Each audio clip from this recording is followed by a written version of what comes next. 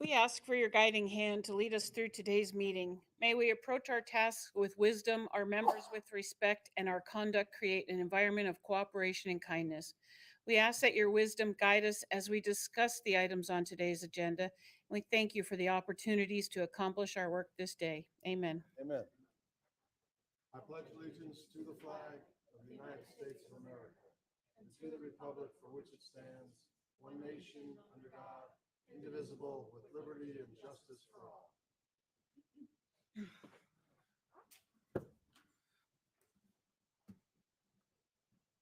The next item is the approval of the final agenda. Is there a motion to approve the final agenda?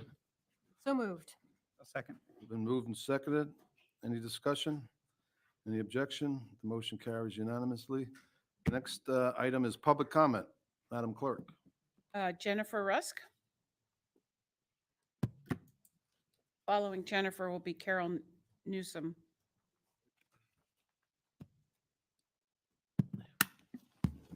Good morning, Jennifer Rusk, full-time resident and Murph member. Morning. Morning. Morning, Mayor, Vice Mayor, and town staff. I'm here to give you an update on the Marine Resource Task Force pop-up. We have two new really exciting things that FWC has given us to hand out. It's a marine alphabet coloring book and a Florida's animated alphabet poster, which is really popular. So I'm here this morning to give you once again, a Murph pop-up update. We have surpassed 1 year and have had 100 pop-ups. We have been so lucky to have had over 2,600 volunteer hours given by local organizations and have been a resource of information for thousands of smiling faces. We have also been given over $3,000 from local community foundations to continue our efforts. This has been a work in progress for me and a learning curve. I have made mistakes. One being the first time I set up on the beach, I did not have a DEP permit. After sending pictures of the illegal pop-up to the town, I was contacted by staff and that I must have a DEP permit to continue conducting any business on the beach. I was embarrassed and mortified that I made that mistake. I dove right into reading and educating myself on the state laws. I then applied for the DEP permit. I just received the renewal and I follow the laws of this permit and take it very seriously. It is not an easy permit to get, and there is a lot of responsibility that comes with it. Rightfully so, the state expects municipalities to uphold the state laws and that the permit holder is held accountable. I agree that the town should continue to uphold these regulations and laws to protect our natural resources and wildlife. I would hope all businesses would agree with this. We are all responsible for keeping our beaches and wildlife healthy, as this is what we all rely on for our businesses and community to thrive. If we are granted a DEP permit, it is our responsibility to honor and follow the laws. It is also the town's responsibility to uphold it. Thank you and have a great day. Easy on the new equipment, please. Carol Newsom, and following Carol will be Cindy Johnson. Do I have this thing? Sure. Hi. So I'd like to talk about the flooding in the side streets that are being done on this second phase of first phase. I live on Sterling Ave, which turns into Seminole. Now, in the beginning, when they were doing the work on the boulevard, they did some work starting like at Lazy Way and down some side streets, skipped Sterling and went down Dundee, Lauder Street, Falter Street, put big drains in. Now, if you go down Dundee Street, at the very end is a huge drain that's pumping water into a canal. That canal faces Sterling, my backyard, which Sterling is low, floods all the time. yesterday, high tide, they don't have the correct valves in like maybe the 3 grates we have. So the valve always is open. So high tide comes up, streets flooded. We need what is called a tide flex check valve. So when it's high tide, the valve shuts, no water comes up. That's one issue. The other issue is we have to pump that water somewhere else. It can't be pumped into the back bay where we are. It's already a low thing. We need big grates, huge grates. We have 3. And like I said, it rains, the street floods. So we're looking for some help. And this isn't the first time this issue's been addressed. I can show you pictures. I've sent pictures. Somebody named Wayne worked here years ago. I was dealing with Wayne. Nothing gets done. So houses there, I mean, if a car drives down, you get a wake, like in the back bay when a boat goes by, right up to your doorstep. It's horrible. I found out that we're in the 4th tier on the side streets. You've got streets like William Street on the 1st, and I'm not saying it doesn't deserve to be done, but William Street is one of the highest points on Fort Myers Beach. They're in the 1st tier. Sterling and Seminole's in the 4th. It makes no sense. Like they're going all around Seminole and Sterling, doing all these streets, completely skipping. When I addressed that issue, I don't know. I've even had some of those contractors or the engineers that were down on Estero Boulevard, I even had them come down and look when it was raining one day really bad and my house flooded. I took on 12 inches of water. It's a constant thing. So I just would like some help. And really, 4th tier to me sounds ridiculous. Thank you for letting me speak. Thank you very much for coming in. Roger, can you add that to your items for later? I want to talk some more about that. Cindy Johnson. Following Cindy will be Steve Johnson. Hi, council and staff. Thank you so much for listening to me today. And I want to back up what Carol says. We live on Seminole Way. Today, if you run your meeting faster than a Murph meeting, at 12:30, it will be high tide. And if you have time to go down our street, we would appreciate you looking. If the street is flooded, don't go through it with your car because it's salt water. Any attention you can give and push us up in line, we'd appreciate it. Thank you. I'm familiar with this situation that you're talking about, not just on your street, but other streets, and I empathize with you. After, Mr. Johnson. and after John, or Steve will be John Heim. Steve Johnson, Seminole Way resident. I'm here to also support Mrs. Newsom and my wife in this endeavor. Part of the problem is that it's Seminole Way and Sterling are managed by swales, which obviously is a wonderful way to convey water. Cleans the water prior to dumping it in the bay. Problem is over time, a lot of these swales have been filled, and the street just doesn't drain. Any type of high tide, especially king tide, the water does come up, all the way up literally to your doorstep.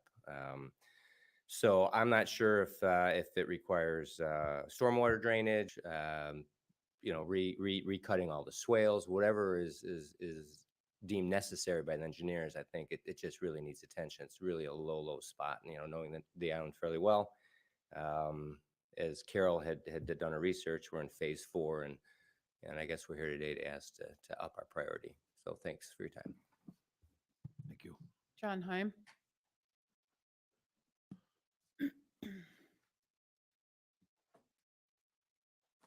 Greetings, council. John, I'm going to ask you to remove your hat, please. Thank you. Greetings, council. It's been a little while, and I'm glad to be back here. The reason I'm here today, recently a report come out when it comes to our water quality and air quality by some experts.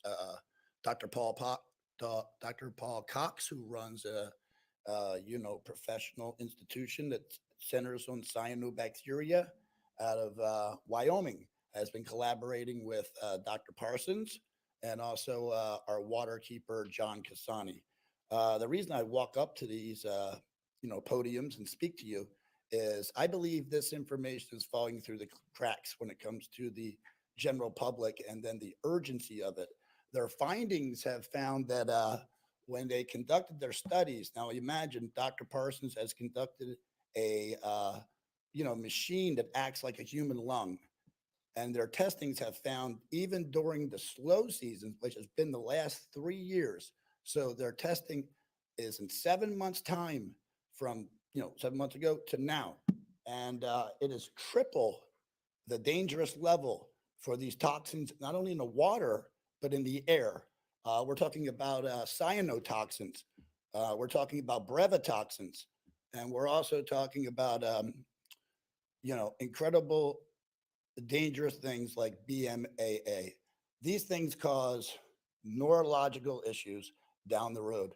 Brevetoxins, of course, we know from red tide, attack a respiratory system. What I'm telling you all and this crowd is we're in trouble.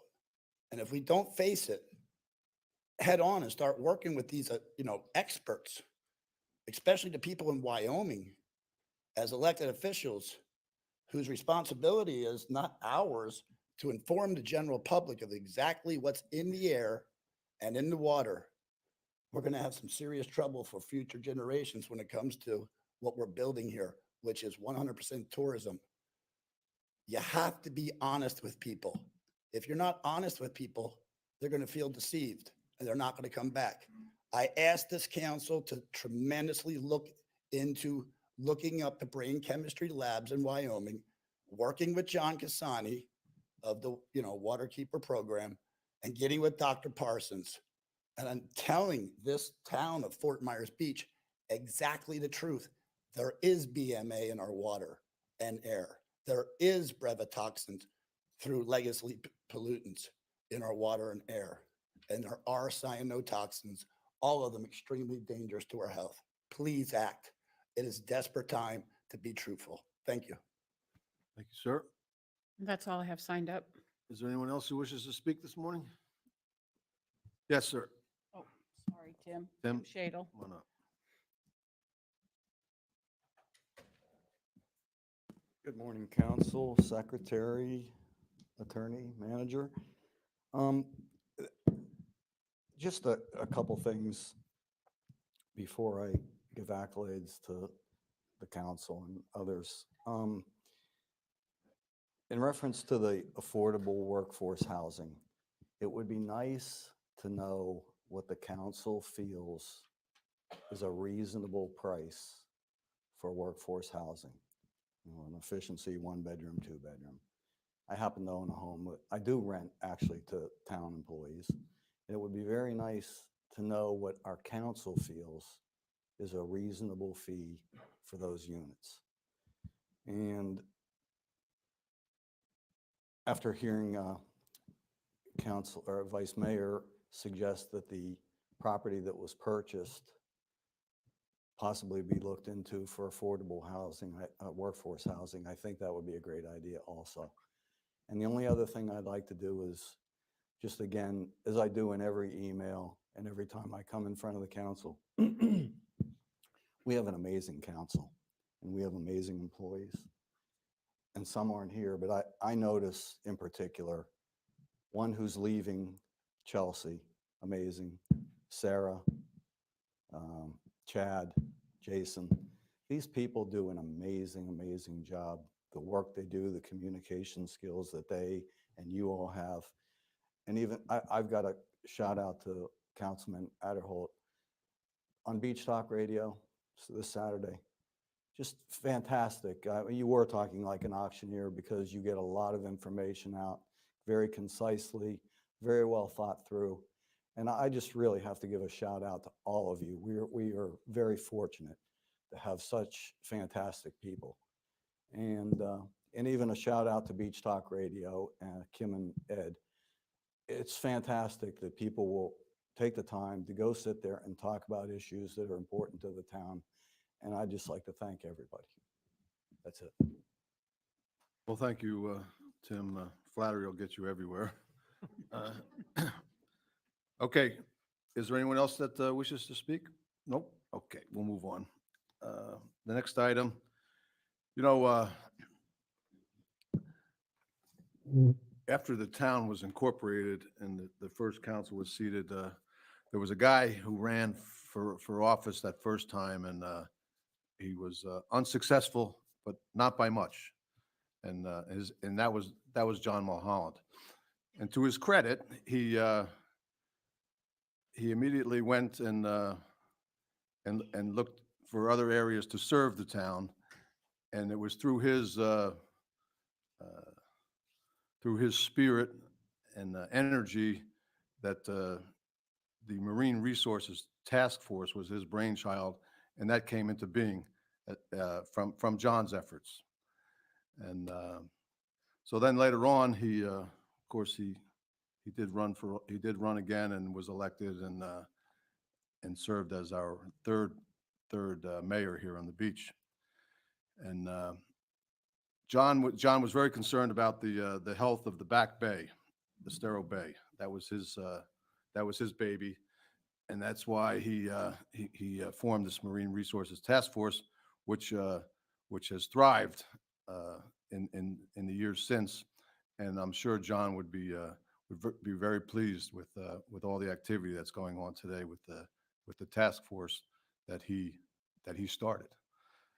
So, with that being said, after John's passing, the town got together and decided to institute the Mulholland Stewardship Award, which every year recognizes an individual who goes up and above and beyond the call of duty to ensure that our environment continues to thrive here on the beach, be that sand or turtles or Back Bay or water, you name it. And so this year we're very pleased to honor this lady who has been active in this organization called Turtle Time, which by the way, they wear yellow shirts, and there's a ton of them out here today. So it's good to see you all here. And but Cindy Johnson has been with them for many years, and is an unfailing member of the group, and persistent and also in many ways, but to her credit. So we're here to honor Cindy today with the John Mulholland Stewardship Award. So Cindy, if you'd like to come up here, we'll present that to you.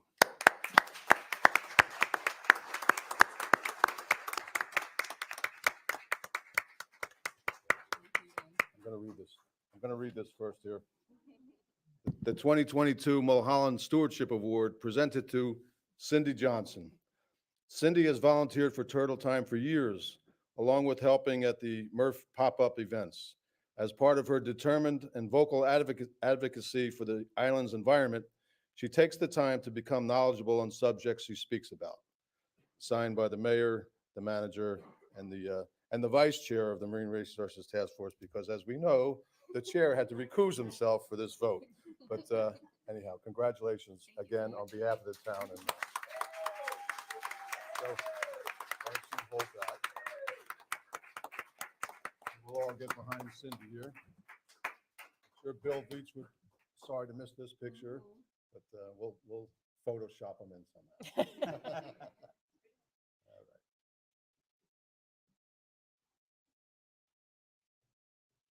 Okay, thank you.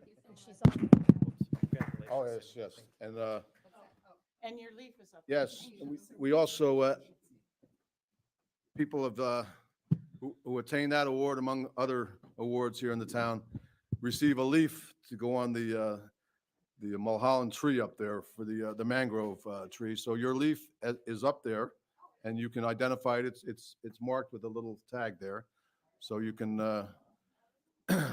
you come in from time to time, shine it up. It's copper, so you'll have to shine it up once in a while. But again, congratulations, and thank you for all the work that you do, Cindy, and Steve, and the whole group for that matter. Thank you all very much. Okay, we'll move on. Well, we won't move on. Are there any other local achievements and recognitions anybody wants to talk about? Hearing none, we will move on. Do we need to vote about allowing Bill to participate? before we go further? Have to ask the town attorney that, He can participate by Zoom just as if he was here, he can. as long as he can hear us and participate. Okay, so, and vote as well and so forth. Okay. All right, well, if you want to take care of that at some point, He's on whenever he's ready to show his face. okay, well, whenever you want to put him on, that's fine with me. If he can participate, might as well put him on. Okay, the next item is the advisory committee reports. And what do you know? Murph is going to give a report today. Steve Johnson, Chairman of the Marine Resources Task Force. Thank you, Mayor, Vice Mayor, councilors, and staff. This is apparently our rotation to come in and do our initiative list and prioritization, get your feedback on priority. As you well know, we're an advisory board serving at the will of the town council, and we want to ensure that we are pursuing the initiatives that you hope we work on. I provided you in advance our updated list, and not to belabor each item, I thought I'd maybe go down to those that would require some input from the town council.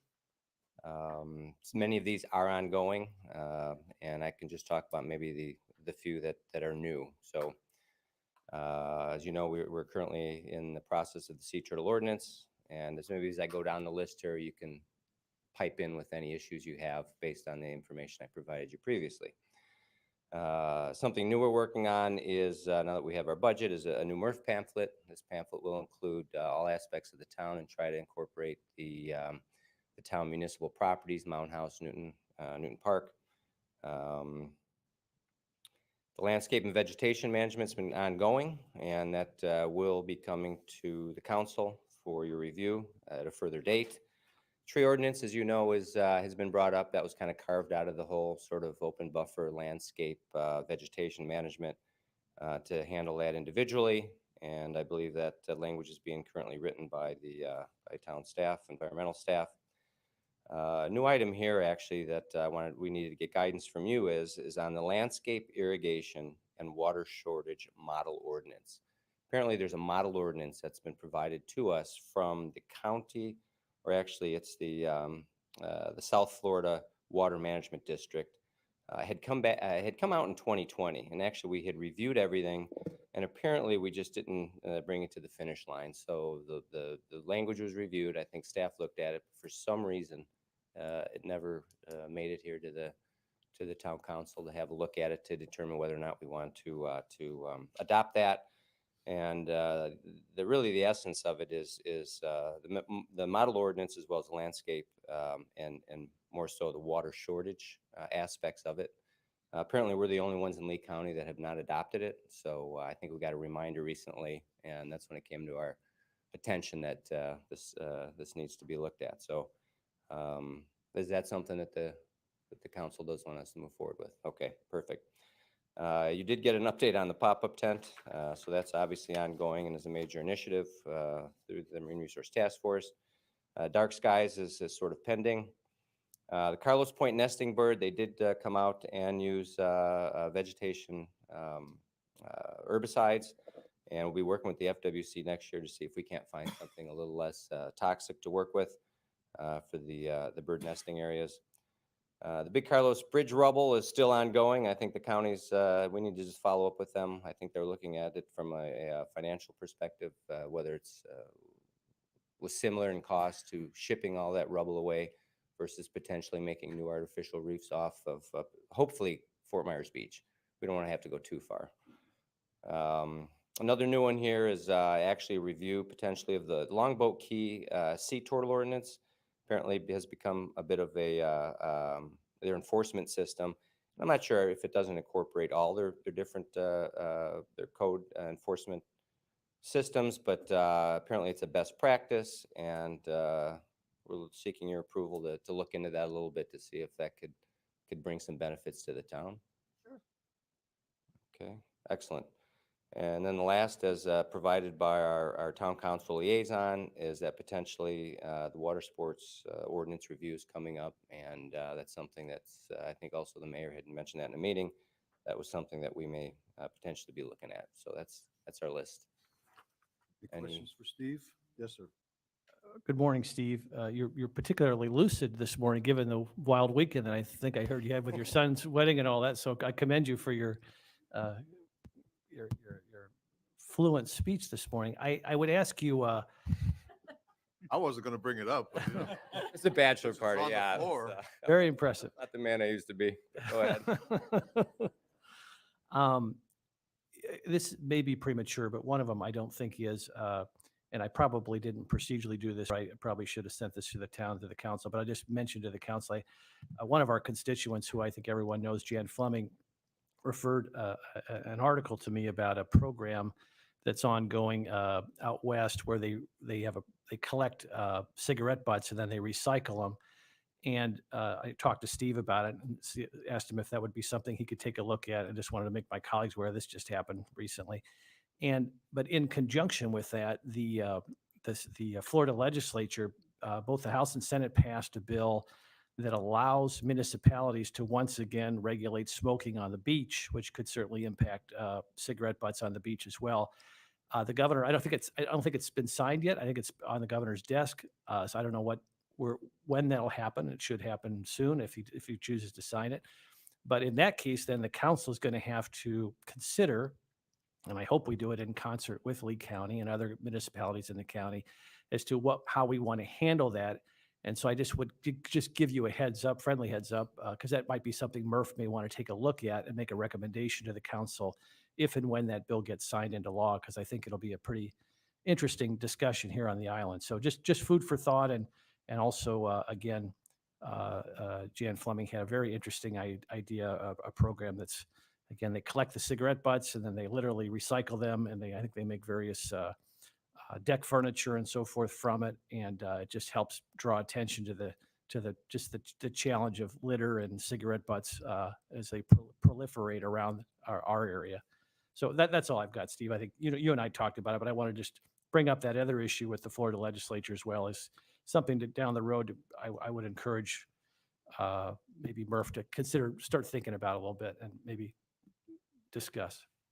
Sure, as mentioned, Counselor, we serve at the will of the council. We'd like, as a research arm, really, we'll definitely take a look at that. Looks very like a great one, really, and it's one of the most populous items found during all these beach cleanups is cigarette butts. So we will look into that. Thank you. And actually, just prior to leaving, we had also provided you an updated recommendation on the sea turtle ordinance. I thought I would just touch on that briefly. As you know, we had previously provided a recommendation for the issue of 15% window tint in the current sea turtle ordinance. In his background, we brought that up at our May 11th Marine Resource Task Force meeting and discussed that somewhat at length. And there remain some obvious challenges to compliance with the sea turtle ordinance. Collectively, there are current tools available to the town to meet compliance with the ordinance, and these have essentially proven unsuccessful over the past 33 years, as the mayor had mentioned in a previous council meeting. Whereas education is important, I think we're all knowledgeable that with the transient nature of the island, it continues to result in noncompliance. The behavior of modifying human vacation behavior is a challenge, I think, and the town really needs to adopt maybe more tools that maybe accommodate this behavior a little bit more than to aid in compliance. In addition, even with 1 or 2 nights per week of code enforcement, it still results in really a maximum of only 14 to 29% of coverage each week. So there's 5 other days, 5 to 6 other days per week. There really isn't any enforcement. Whereas 45% tint does require additional shielding, 15% tint does not. In a recent visit to the Pink Shell, we had an opportunity to talk to their manager, and he recognized that that this turtle compliance and lighting compliance is caused stress over time. Stress with the property and the guests, stress with the property and the town, stress with the property and the community, and other organizations. So they've moved forward willingly to change theirs to 15% tint for the property and hopefully become stress-free. Since the last meeting also, I think the council as well as some of the Murph members have never viewed what the firsthand experience was looking through the glass. And for the most part, everybody that did go out, and we went to multiple properties, but it was a real eye opener. And based on this personal experience, the Marine Research Task Force has decided to amend the recommendation and really rescind that previous recommendation for a 1-year moratorium. And we wanted to provide that to you today. In addition, as we looked at the factual, we would consider factual product quotations, so the hard copies that we received from the window manufacturers, or I should say the suppliers, is that there was a -2 to a +9% pricing range when comparing 15% tint to 45% tint. So I know that was a substantial argument. And in addition, it's just a reminder that our current ordinance was codified in 2020. So this ordinance has been in effect for 2 full years. And it only applies to new construction and replacement glass, and as a means to work with property owners. The recommendation is simply to follow the normal variance process that's open to all municipal codes when dealing with hardships and problems. So again, that's on a property by property, case by case situation. So the unanimous recommendation, specifically from the Marine Resource Task Force, is to continue again, as it was before, for the town to continue to list more resources to help with the enforcement and to mitigate the light. In addition, to continue the current 15% tint requirement for land development orders involving replacement only of existing windows as well as new construction. Again, we recognize that specifically with new construction, it's just not stopping anybody from building on this beach. I can assure you, I think you can tell by the amount of building that is going on, it's not scaring anybody away. And as far as we know from the Marine Resource Task Force, that issue has never come up in the last 2 years. And again, property owners managing current projects or facing other hardships can elect to pursue a variance from the ordinance, as is the case with all municipal ordinance.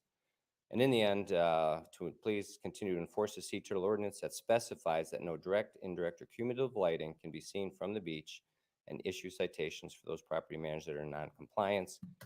It remains imperative that, since the vast majority of installed glass remains with tint values of 45% or higher, so just pure glass. So even though this would remain in the ordinance, certainly it's still going to take a generation to actually affect a complete change on the beach. And what the Marine Resource Task Force would like is to prevent this council to more or less kick the can down the road. I think you all recognize that the beach, the natural resources here on the beach are the town jewels, and encroachment, really allowing encroachment on the beach is not only potentially reckless, but also I think financially irresponsible for the homeowners on the beach and the rest of the community, as far as safeguarding and providing stewardship for the beach and the natural resources. So that's all we have for today. I certainly appreciate your time. Thank you, sir. One additional Yeah. question, Mr. Mayor. Okay, one Steve, more, Steve. while you're up, and this will be germane to the conversation we'll have later today.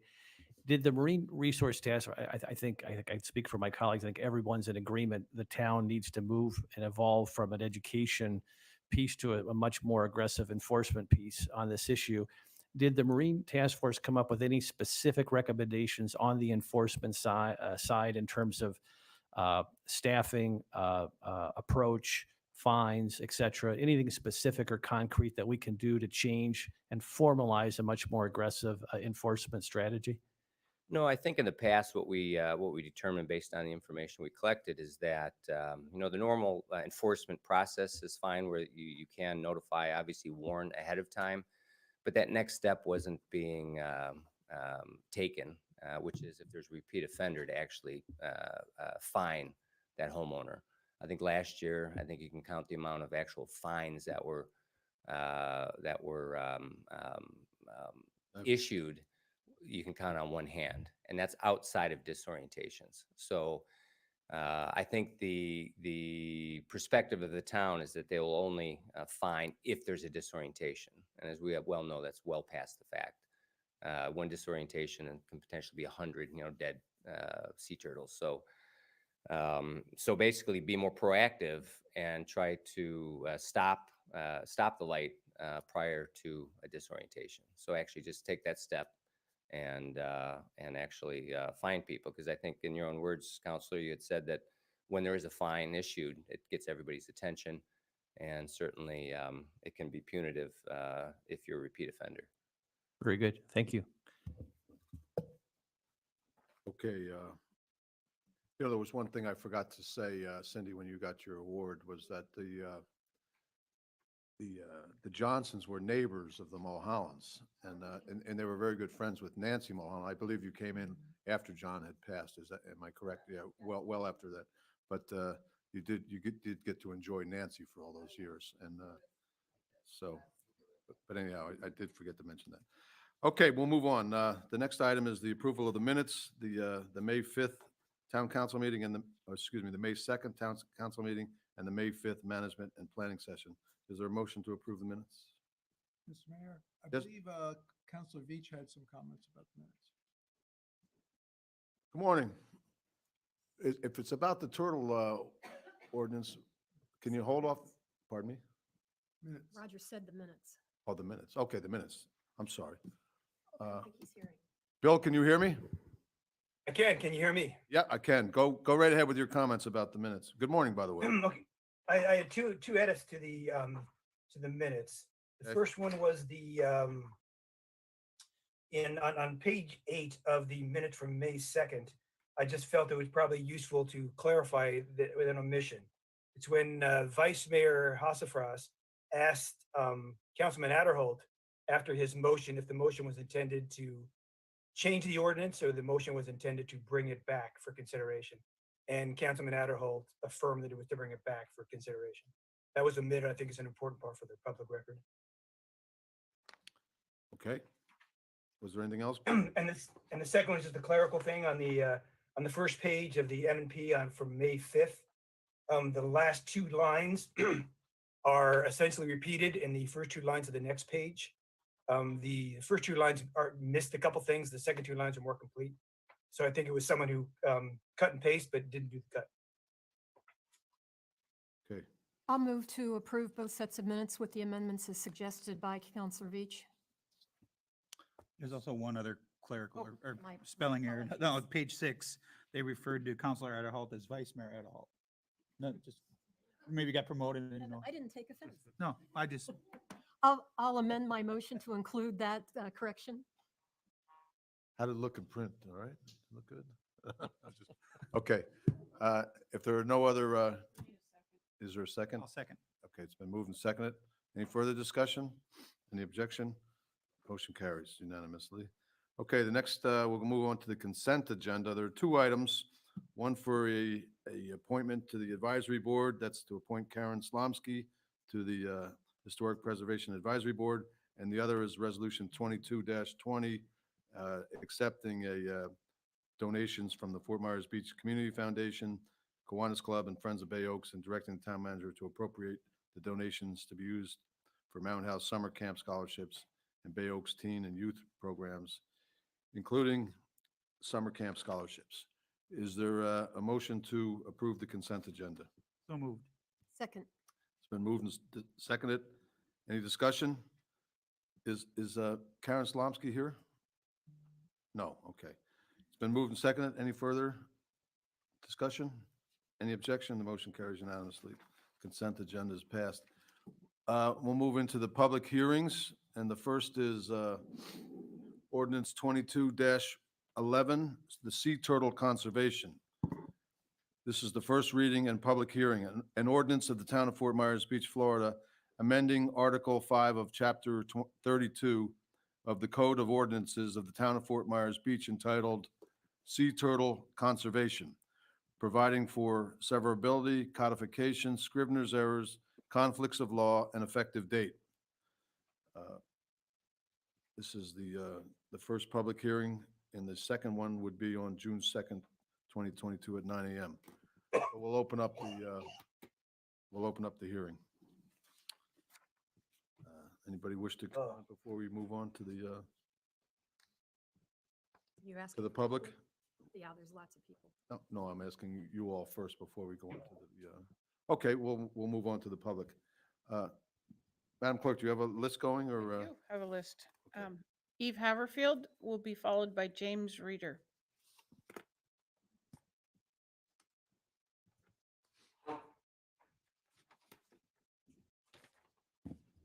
Good morning, Cindy. I'm so proud of you. Morning. Eve Haverfield with Turtle Time. Just as an FYI, we have 11 nests on Fort Myers Beach as of this morning, which is okay. We want to be, I mean, last year we had 10 at this time, but in 2020, we had 17 at this time. So we might catch up.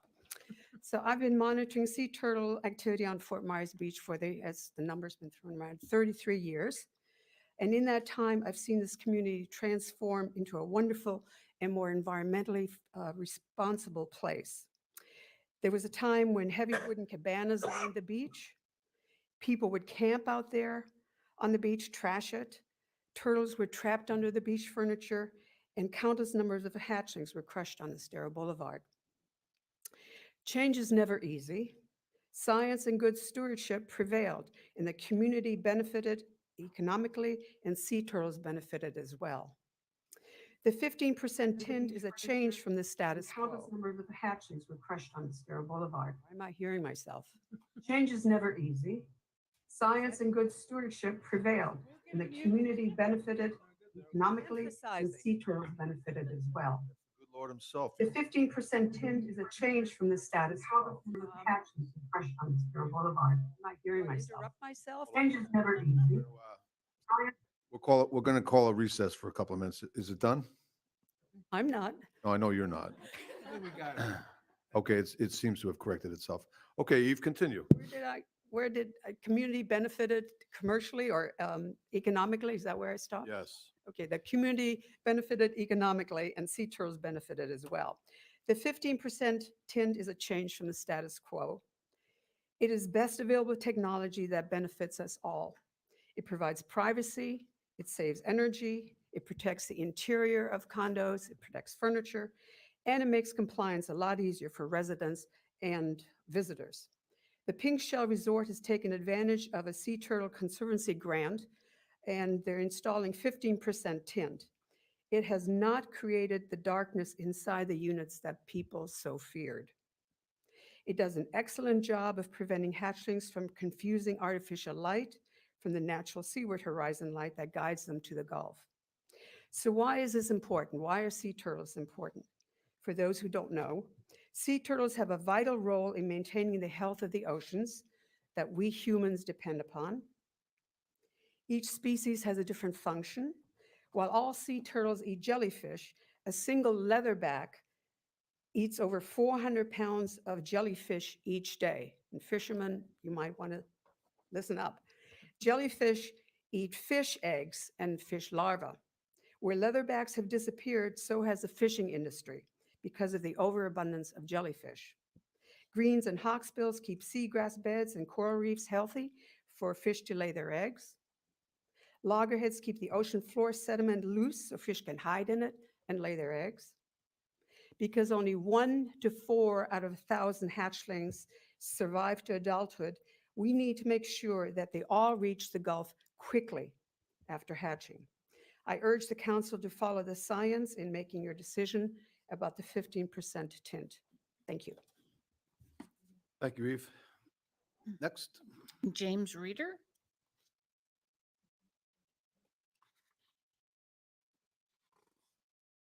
Good morning. So Erin and I, she didn't know to sign in. That's fine. So can she speak or fill in for me, or how should we do it? Whichever one of you would like to speak. You. I apologize for the informality. I'm not savvy with town city meetings. That's all right. My name is Erin Koss. I'm with PGT Industries. I also represent a member as FGIA. Excuse me, who are you with again? PGT Industries. Oh, the We're just glass a- manufacturer. Yes, correct. I think Jen was supposed to be here today. She's ill, so I'm going to try to speak as best I can on her behalf. We're just here to present some technical information for you guys. We have samples, and people have discussed about seeing the new 15% in homes today and not being as dark. I don't have anything formal, I'm sorry. So we have worked with Longboat Key and others. I believe Longboat Key Marine Turtle Ordinance was brought up before as kind of the quality, the standard to follow. They are currently doing the 45% as well. FGIA, Fenestration Glazing Industry Alliance, is working with the FWC, the Florida Wildlife Commission right now, to work on studies to see if which percentage is the correct one. 15% really wasn't tested thoroughly, so we're undergoing a lot of testing this summer to see if 15% is a good number or if it's some other number in between. So 15% is quite conservative. We don't have an opinion of whether you should pursue that one or not. Just know that it is quite conservative and aggressive with no real proven studies today. Boy. Do you manufacture the 15? I work in code compliance for the manufacturers that do build them, so we can provide them. Oh, one thing that was brought to our knowledge is that we heard that there's some people are putting window tint on after the fact to hit this new 15% requirement. And in some cases, that can void your manufacturing warranty, and it also creates some heat stress cracks within the glass itself. So putting window tint on something that's already in place may or may not be a good idea. Since you brought that up, just quick question. So with window tinting and then tinting that is in the glass, what is the difference as far as, so if I have a 50% already tinted glass and I add the percent, 15 or 30% to bring it down, Yep. Is it the same effect as having it in the glass? It isn't. It isn't. So obviously it's going to bring down the less visible light, right? So whatever your tint, yeah, you have at 50% now, and then you bring down to 15%. So it's actually going to be less than 15% because of the 50% that you have for your glass already. But it depends on your glass makeup. So if you have already like 1/8 inch annealed glass that's already in your window right now, typically when we put a dark tint on something, we will heat strengthen it. We will temper it. We'll make it 3/16 glass, something to make it stronger to withhold that thermal stress that it's going to hit, because now it's absorbing a lot of heat. So if you go ahead and put that tint on there, while it brings that visible transmittance down, it could make your glass extremely hot, and then eventually it could lead to stress cracking issues. Could. Okay. Just curious, Mr. Mayor, did you say you brought samples? Yeah, I have a few samples back here. So if I may.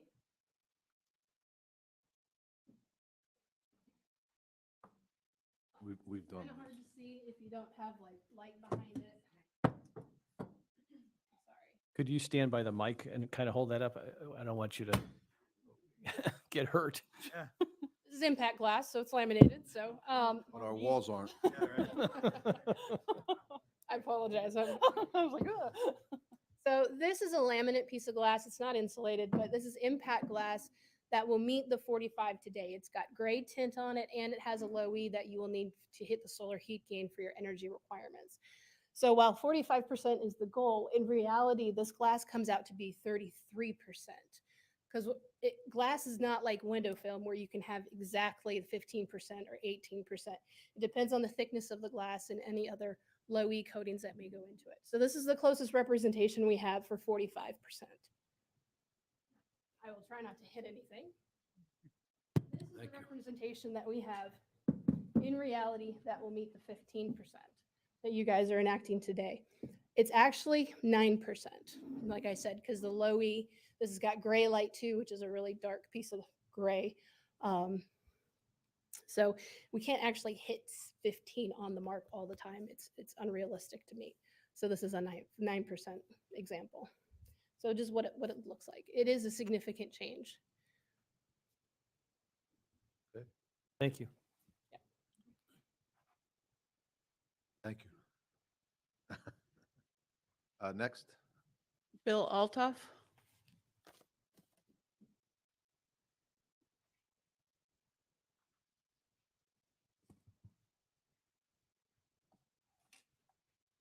Good morning, Mayor and council members. Morning. Brought some data with We'll turn it on shortly. me. I think I know what Custer feels like. But the council voted at the last meeting on 5-2 to end the 0.15 wind attent and rewrite the ordinance to reflect the state guideline of 0.45 by a vote of 3-2. The problem that we're all trying to correct is the total turtle disorientations. So when I take a look at a problem, I try to take a look at the data and then compare it to other areas for some relative analysis. The beach property owners have been compliant with the lighting restrictions to prevent turtle hatchling disorientations. Continuing education with some enforcement is all that is needed. The town's ordinance of 0.15 is not common nor shared across the many counties across the Florida coast. Our town reported disorientations of only 6 turtles last year.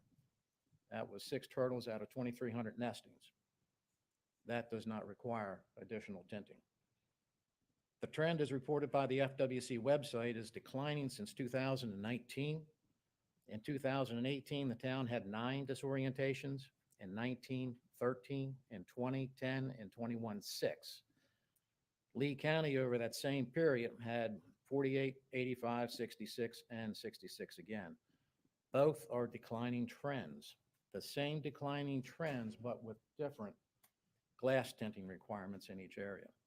The vast majority of the turtles nesting all occur on the East Coast. The 2 largest sites are Broward County and Palm Beach counties. Note the 2 largest nesting areas by count in the state enforce the 0.45 transmittance. On the west side of the state, Lee County and Sarasota County are the 2 largest nesting areas, accounting for only 1.75% of all nests statewide for both the loggerhead and green turtles. No preventable disorientations is the goal, and it's shared by everybody. The percent of disorientations in Broward County is 0.5% and 1.28 in Palm Beach County.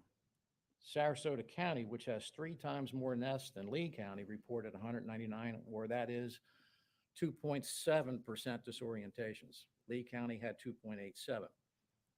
The counties with the largest numbers of nests on the East Coast have lower disorientation rates than the 2 counties on the West Coast. But I can see no straight line or direct correlation between the strength of the tint and the disorientations.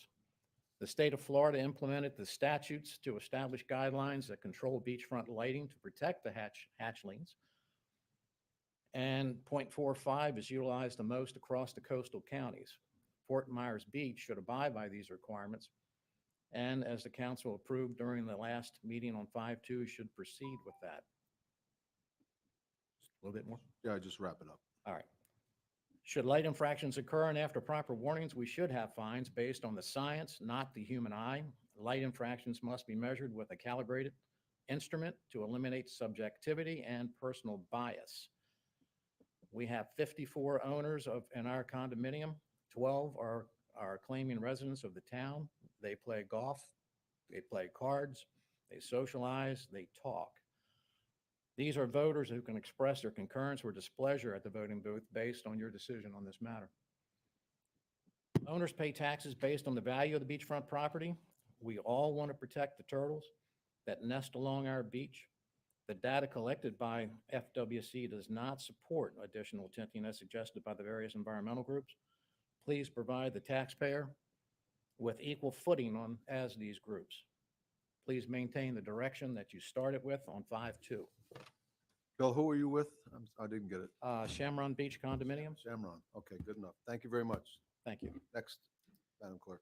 Dave Vicelli? Vicelli? Thank you.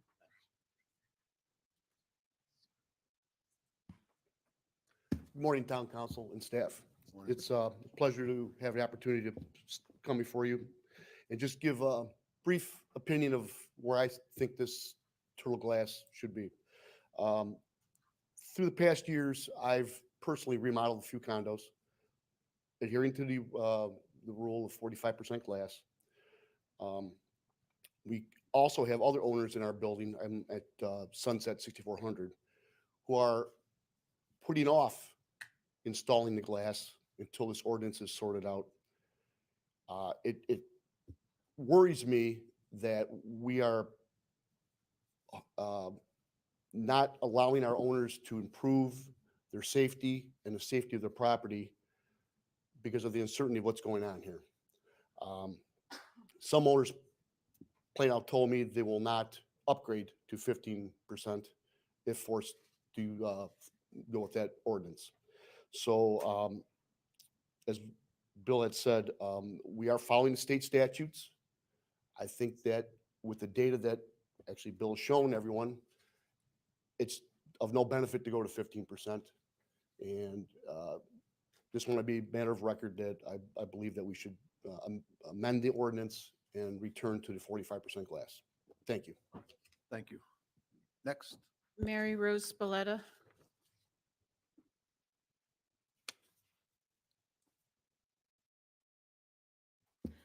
Good morning, Mayor, Vice Mayor, council members. I'm Mary Rose Spalletta. I stand before you today. I don't know that I can call myself a long-term beach resident. I don't know when that kicks in, but I will tell you that I'm aiming for that.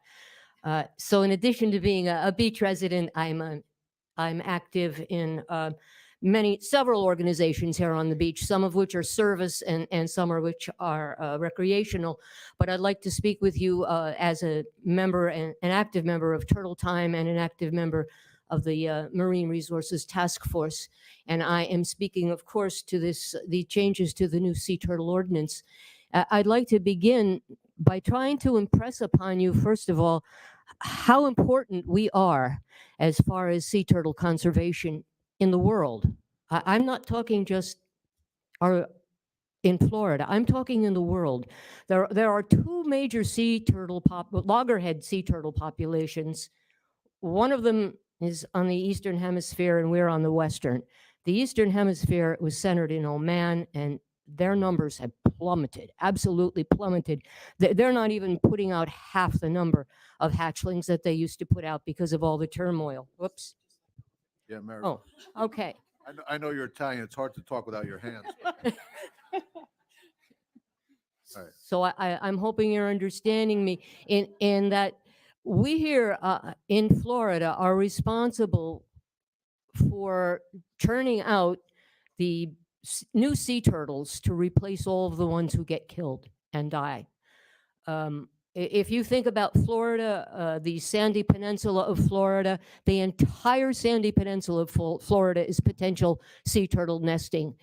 We are responsible for repopulating the sea turtle population, and they are responsible for a major part of the ecosystem for our oceans, which of course we are very, very interested in.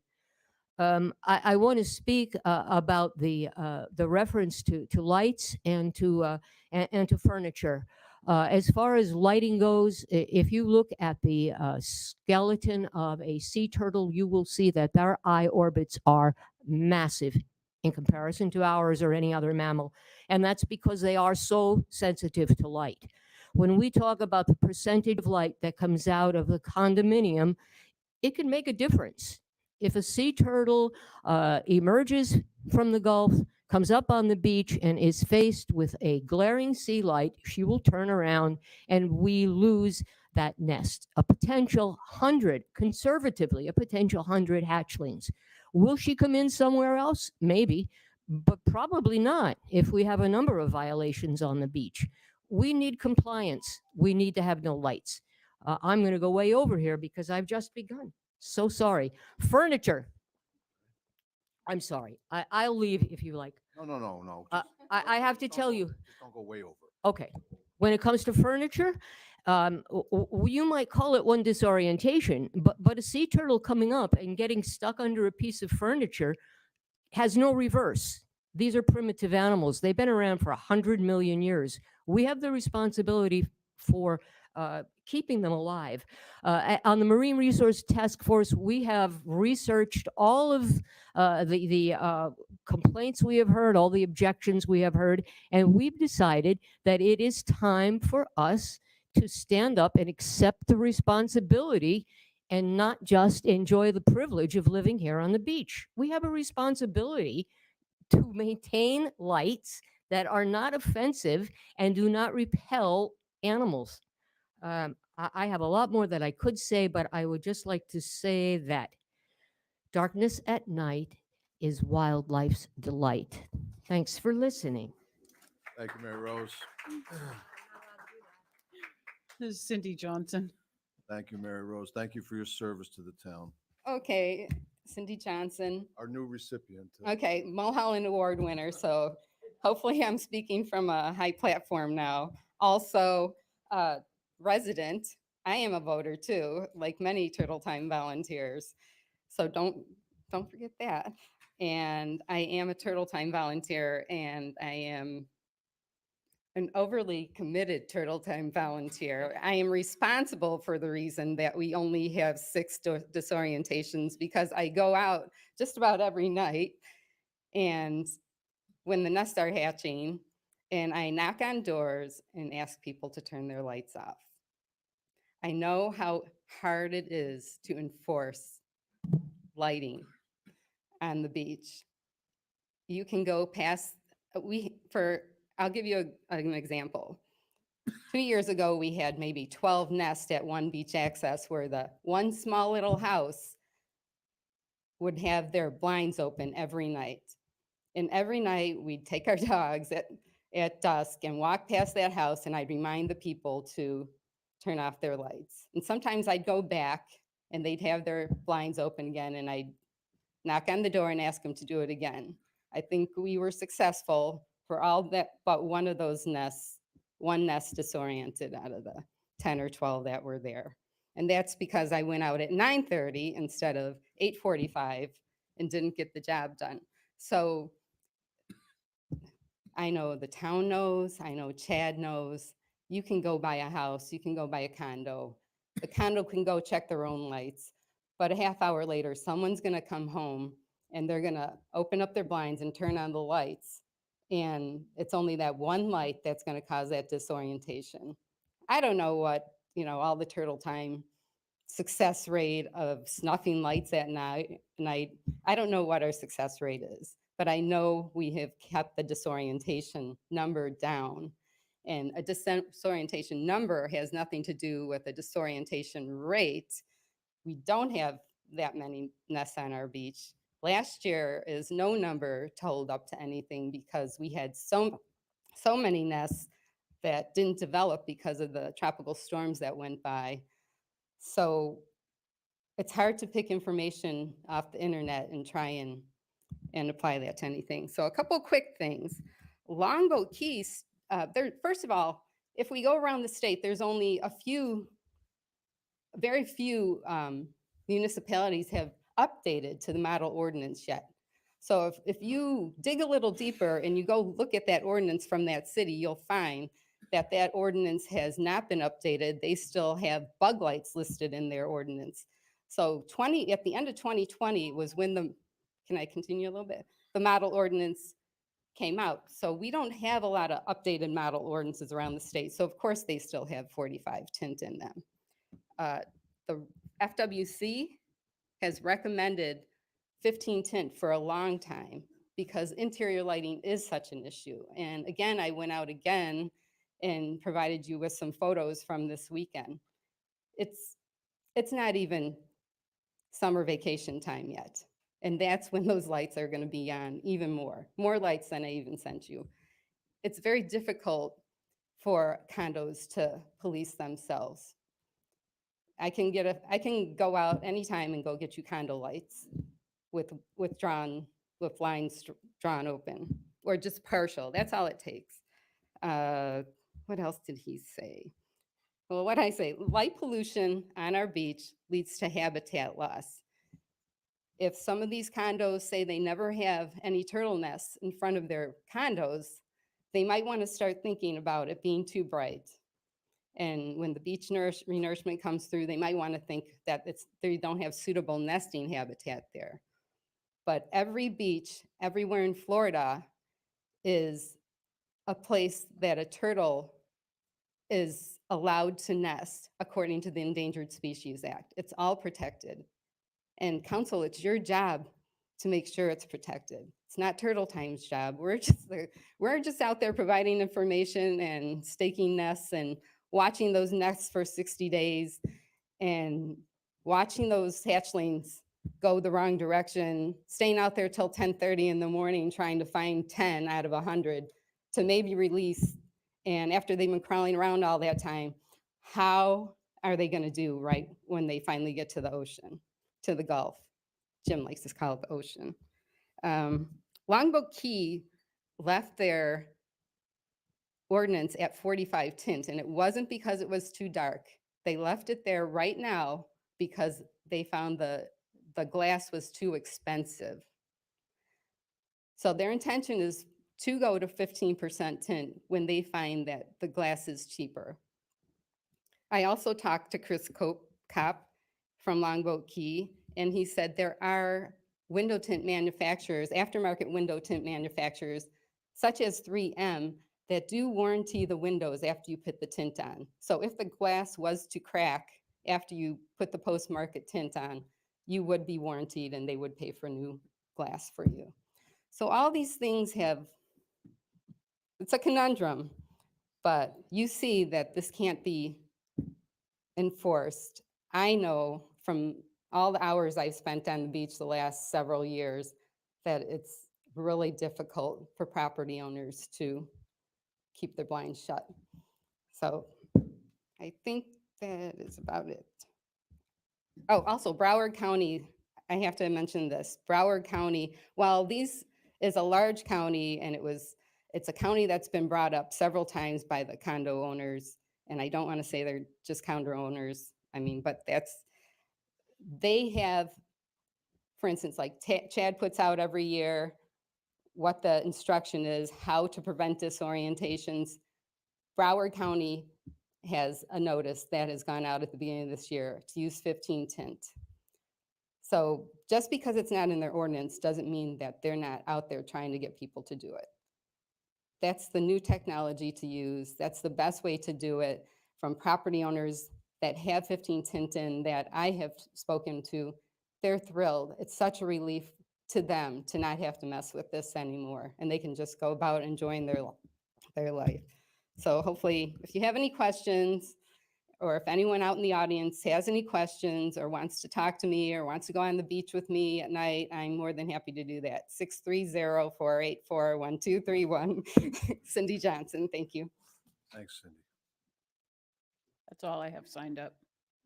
Is there anyone else in the audience who wishes to speak? Yes, sir.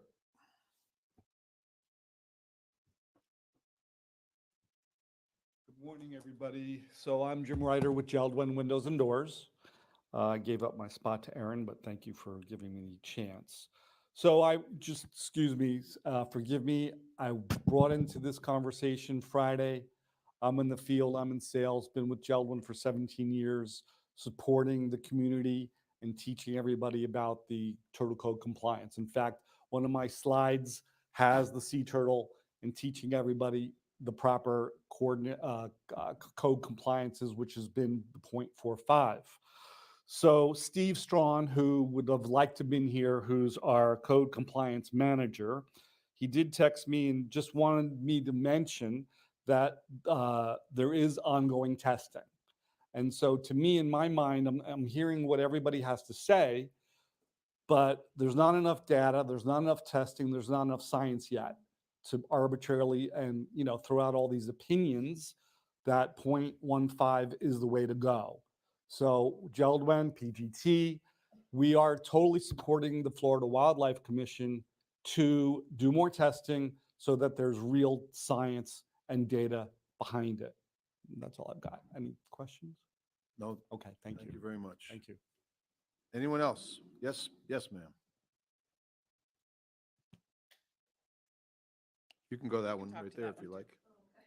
Save a few steps. I hadn't planned to talk, so I hope I will do this correctly. I'm Jennifer Manning. We have a condo on the beach.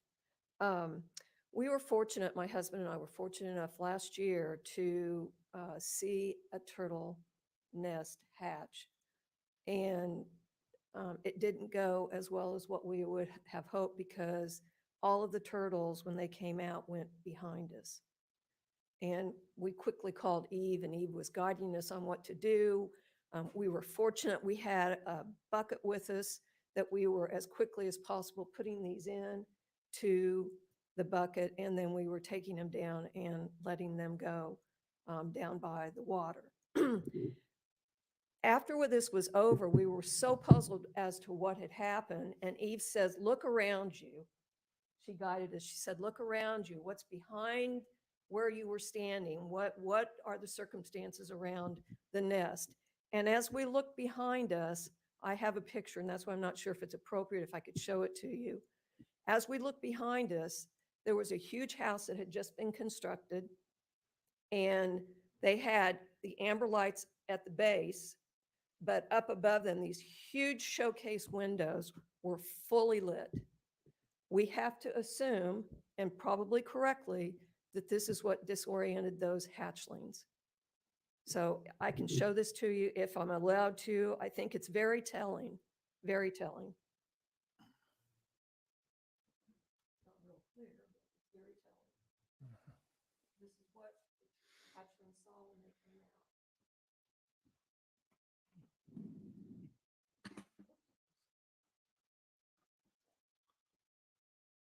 That's really all I have. I just wanted to I mention. appreciate that firsthand recollection of what happens.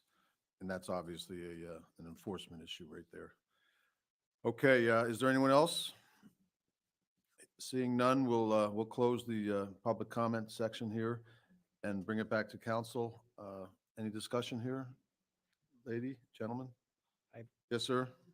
I'm going to just say a couple things. Again, as folks know, I do live, I'm blessed to live on the beach, and I'll say it 100 times that I feel like we have a not only responsibility, but an obligation to live in concert with the marine life. And so what I wrestle with is, first of all, let me just say, as this particular councilman, and I think others would agree, I'm not in denial that there's a problem. I mean, I've seen the pictures. I've walked along the beach. I'm running the beach, swim, bike. We're out there all the time. It's a problem. And I've been with Cindy and Steve to do the digging up the nests and let him go later at night. I've seen him disoriented. It's real. It's a problem, and we need to address it.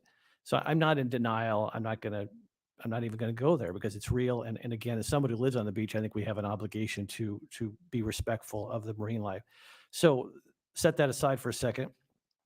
What I wrestle with is, and we've talked about this before, is that there are a lot of people who live on the beach who do share that perspective and comply. And we purchase shades that are all black, all light blocking. We turn our lights off, even though we have the shades down. We set a timer. I think Roger said the other day, I mean, it's not just government's responsibility to enforce, it's everybody's responsibility. Certainly shouldn't all fall on turtle time. So I've put up signs throughout our building and all the common areas and the elevators. My wife and I went out last Saturday, looked at our building, saw an obvious violation, one that could clearly disorient. Went up and knocked on the door. They were very gracious and turned the lights off. But I think, again, as someone who's used to condo living and condo culture, we're missing a step before we have a punitive measure that affects every single person who lives on the beach because of a few folks misdeeds. And I have a problem with that. I think we need to be much more aggressive on the enforcement front. It's been very kind for the last few years to do education and warnings, but I think we're at the point where we need to issue fines and not just for disorientations, but for violations. And there are bold violations on the beach. It's evident. I mean, no, I'm not in denial about that, but I think we need to take that step because I could just tell you when our building got a warning last year, there was conversation throughout the building, the condo board, everybody was engaged, trying to figure out what the unit was, how to be more responsive. It gets a buzz going. But I can tell you, if there was a fine, it would have been even more dramatic. And I think we need to go after those folks who are not being respectful of the marine life. I know it's a challenge for those folks who rent their units. That's why I think what Pink Shell did is wonderful. They have a lot of turnover. It's hard to educate every single person who comes in there. And so what they did is great for Pink Shell, and God bless them for doing it. And I think if you live in a unit and that has a preponderance of rentals, I'm not against the 15%. I think that might be a great solution for that particular unit. But there are a lot of people who live year round on the beach. There are a lot of people who live in their condos and don't rent them. And this 15% solution is a 365-day-a-year solution that you have to live with. It's not just a 6-month solution during turtle time. And there is a solution, and it's to properly close your blinds or your shades and comply and care. And so that's what I would advocate, and I would advocate us enforcing much more aggressively. So turtle time doesn't have to do what Cindy so dutifully has done for years, and all of our colleagues are turtle time. It should not be their responsibility. It should be all of our responsibility. And so I would be willing to make a concession today. I think it's a fair ask that new construction be covered under the 15%. I have no problem with that because the people who are building would know exactly what they're getting into. But the folks who have owned condos now and are our current owners, it seems a little retroactive to me to do that to them, given the opportunity to comply and have the proper enforcement. So that's what I have this morning, and I appreciate everybody's comments so far. Okay. Anyone else? I guess I'd like to say to my fellow counselors that I made a motion last week that was the past recommendation of the Marine Resources Task Force, which was that we basically hold off on this because we needed to gather additional information. It became apparent to me today that that was still the correct way to go because we had speakers get up who gave us diametrically opposed facts. Yes, 15% film will crack a window and void your warranty. No, it won't. Do we know which of those facts are correct based on public comment? No. As a group, we don't. I've heard 2 stories about availability of the glass. To me, going forward today to change this back is a bad idea. I think that the Marine Resources Task Force initial recommendation to us was the correct one, that we needed to gather more information to find out what is correct. I attended the demonstration at Pink Shell, and I can't tell you how impressed I am with them for going forward and showing that even when there's not a law in place, they're willing to do the right thing. And that demonstration verified to me that this 15% glass is not the horrible catastrophe that some people are painting it to be, that it seems to be a possible solution to this problem. So I won't be voting for the ordinance today, and I would ask my fellow counselors to consider going back to what we discussed last week. Dan? Well, first, I also went to the Pink Shell. Thank you to Mr. Wachulis for reaching out to all of us to be able to see the difference in some of the tinting. It was pretty enlightening to see, what we talked about was a guest that comes in there doesn't know the difference. They don't know the difference between what was there and what is there now. So to them, it doesn't make so much of a difference. I think we can all agree that we want to do everything that we can do to protect the turtles as best as we can. And again, I appreciate the effort that they're putting forward to put the tint in. They feel it's the right decision for them. And I think that's what a lot of is getting missed here, is even if this goes back to 45% or stays at the 45%, there still are a lot of people who we've heard from that want to do the right thing. This would not prohibit them from still putting up 15% windows should they choose to.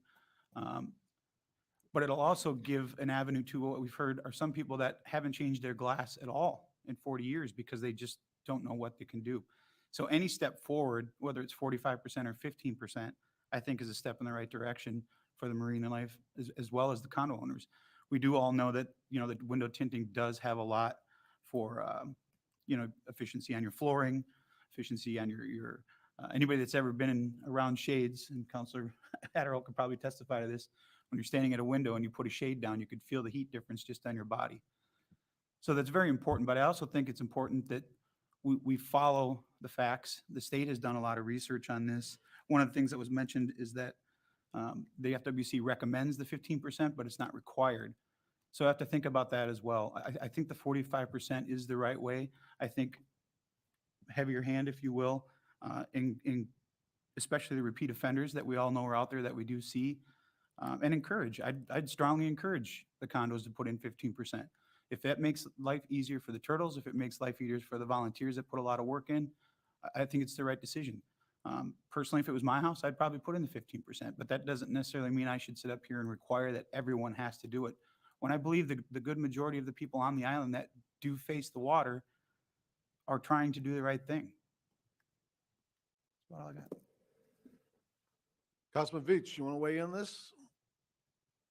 Sure. Interesting discussion. I think that, I understand Councilman Adderholt's broad brush allegory, but I think that, we're doing that regardless. If you do 45% across the board, you're kind of implying that that's okay for everybody. I think that we already have a mechanism in, and that's our variance process, where if we have the current 15% rule, that if someone has a compelling case to make for their specific condo or unit or house or whatever, if they have smaller windows, if the floor plan is such, if they don't allow short-term rentals, so they have more control over the lighting, those to me would all be factors in allowing a variance to go in place, as opposed to saying that everybody it's 45%. Because we know now, regardless of what the tests go, there's not going to be a magic cutoff. The only magic cutoff are blackout blinds. But it's a quantity of light. So putting 15% windows in as opposed to 45% just produces less light and reduces the likelihood of disorientations. The other thing it does because of this is that I think we were all there at Pink Shell, and Bill was pretty clear that one of his motivations for doing this was because calling up to the units and nagging them about their blinds was creating an adversarial relationship between him and his customers. And that's not a good business practice. That's not a good business practice for hotels. That's not a good business practice for people to do short-term rentals. You want it to be as easy and non-confrontational as possible. And 15% glass gets us there. So I really think that since we are dealing with different situations, and every one of these places up and down the beach have unique situations, we know that if you are building a house from scratch, you have more options. If you're retrofitting windows, your options are limited.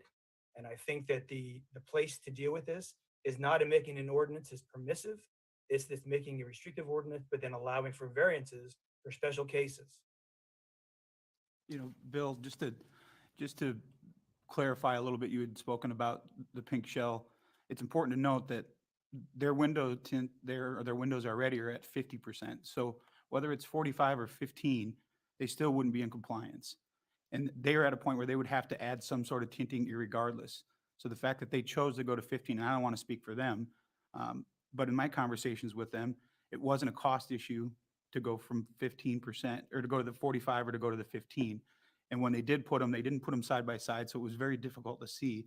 I don't know if you had a chance to see, but the 50% that the window already is versus the 45, there was two windows side by side that they had put the 45% on the one window and the original window was 50%, and they were side by side. And you could really see a difference between the tinting. Now, I'm not advocating that they shouldn't go down to 15. I just want to be clear that their windows weren't in compliance anyway, so they would have had to do something.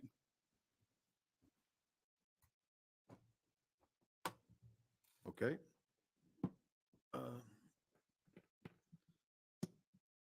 Does anyone wish to make a motion to move this forward to a second hearing? I'll move ordinance.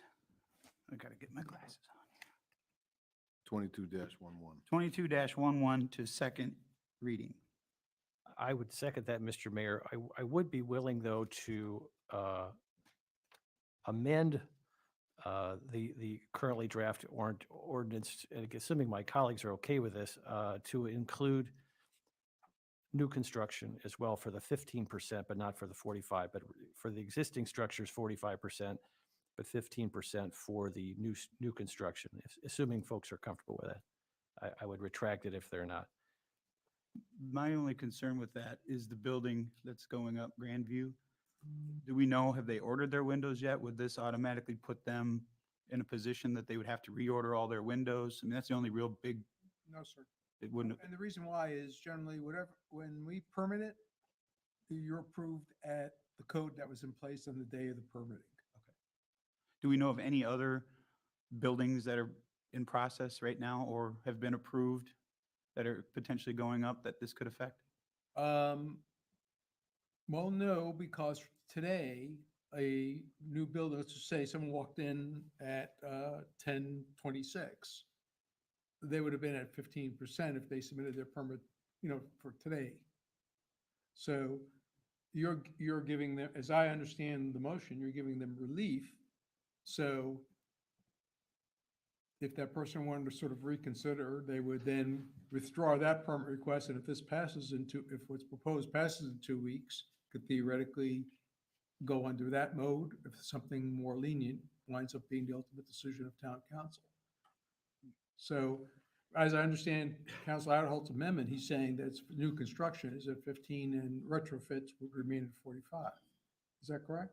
That is correct. And so currently, the way the ordinance reads, any new construction is already at 15%. So we would just keep that at 15% for new construction, but for replacement, go back to the 45%. That would be my suggestion anyways. That makes sense to me. I would be willing to amend my motion to include the language laid out by Councilor. And if you'd indulge me further, Councilor Allers, could I ask the town manager, is there anything in the ordinance itself that we need to change to give the town the necessary tools it needs to enhance enforcement, Roger, or is that a policy decision for the council and the town enforcement folks to make? Do you need anything codified in the ordinance itself to enhance your ability to be more aggressive on the enforcement side? Well, I think the short answer to that is no. Other than the understanding of you and hopefully the public and hopefully our friends on media will understand that that this is a serious issue that the town's going to take seriously. Many of you have talked about the pink shell as and their decision.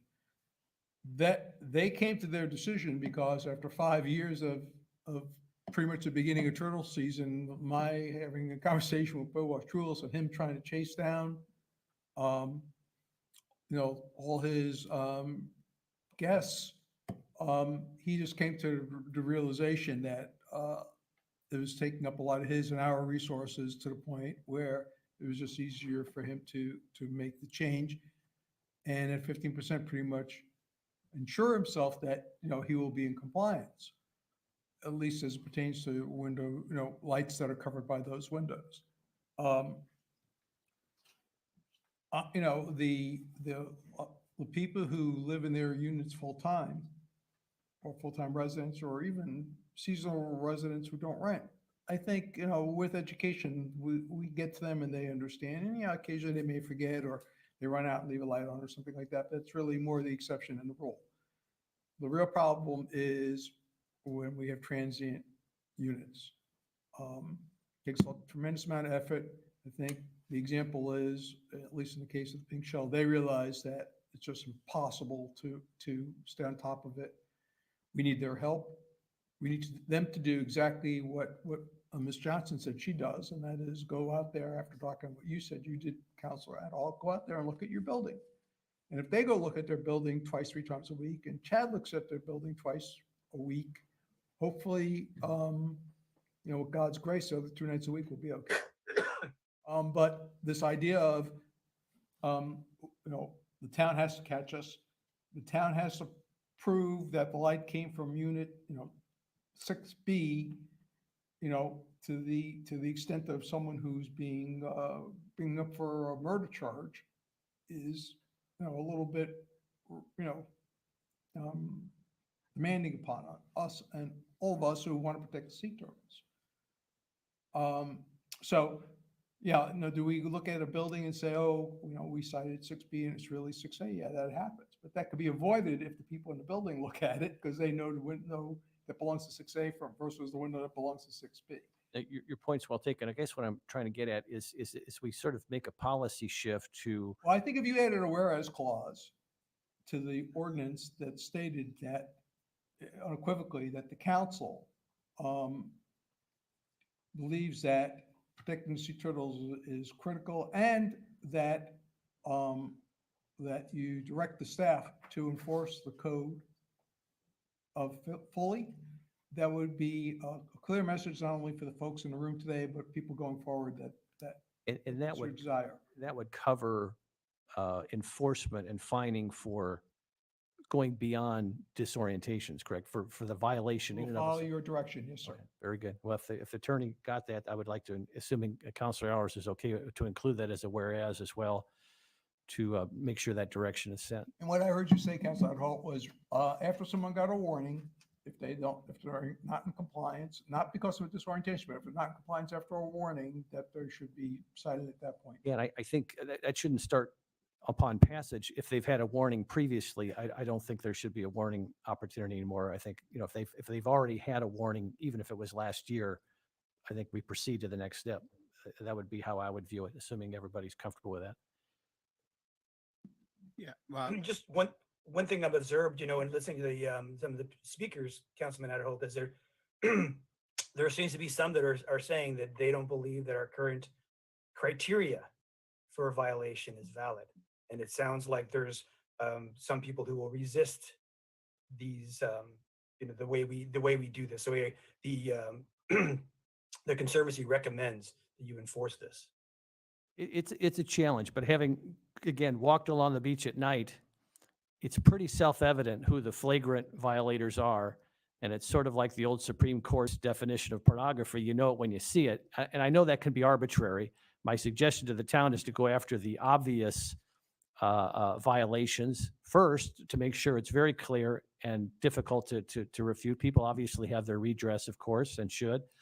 But again, there's enough obvious violations out there to send a message that I don't think we have to go to the gray areas to get that point across, I think. But it is a challenge. There's no question about it. And I just also point out one thing, that because this is actually a vote to make this ordinance that we pass more permissive. Another point is that back to the idea of using a variance to keeping this ordinance in place. But if someone comes with a valid claim to make a variance, it can be considered by council. That claim can include enforcement mechanisms. It can include quite a few elements that now are subjective, or people may be equivocating on to apply. I guess the thing I would add to this conversation is that the will of the council appears to be, although the mayor has not given his opinion today, that we Not shift yet. to Not yet, Vice Mayor. that we shift to more enforcement. And the thing I would remind everybody is you shift to more enforcement, you've then shifted the financial burden of this problem to the town rather than to the people that are causing the problem by not having good glass or keeping their curtains closed or using timers or whatever. Personally, I don't believe seeing the flagrant violations that I see that 2 days a week are enough. And so your idea of going with more enforcement, if you're just going to go with what we've just talked about doing, isn't going to be enough. We're going to have to add employees. We're going to have to add costs to the town budget to follow the plan that you seem to be advocating at this point. So I just like to remind you, you're shifting then the financial costs to us by doing that. Yeah, and I'll comment on that. We were reminded earlier that the burden is on us. It was told to us by the speakers here that the burden of enforcement is on us. And in my opinion, you want to hear my opinion is that the only way compliance is going to come into effect here with all this discussion is enforcement. You just heard it said that Pink Shell got tired. They had enough. They put their hands up and said, enough. We're just going to go to the 15%. We'll do it ourselves. That's what's going to happen with these other violators. With I don't want to say specific names, but the constant violators that you're talking about, Jim, if the heavy hand of enforcement, and that's what this is going to take now. It's going to take the heavy hand of enforcement. The same way that the enforcement is going to have to be used with people riding bikes on the sidewalks and so forth and so on. We've been criticized, and violations out on the beach with the vendors and so forth. We've been criticized in the past for not enforcing our ordinances, Now, we have this before us now where people are demanding that we enforce these ordinances. And that's what it's come to. So to answer your question, Vice Mayor, you had questions about, you didn't have the answers that these people said. You'll have a couple of weeks to get those answers. And I think that you'll be able to do that in the time given. So is there any other discussion?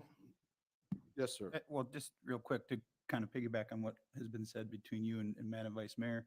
You know, I believe that, at least I want to believe, we still live in a world where people want to do the right thing, that they want to close the blinds. Sometimes they forget, and that's where the warning comes in. But I also grew up in a time where your parents were allowed to take the belt to your backside if you did something wrong. And it didn't take too many of those for me to realize I didn't want to make that same mistake again. I know it's probably not the best analogy, but when people start being enforced the way they should be enforced, I think that, as the mayor very well said, they're going to want to change themselves. And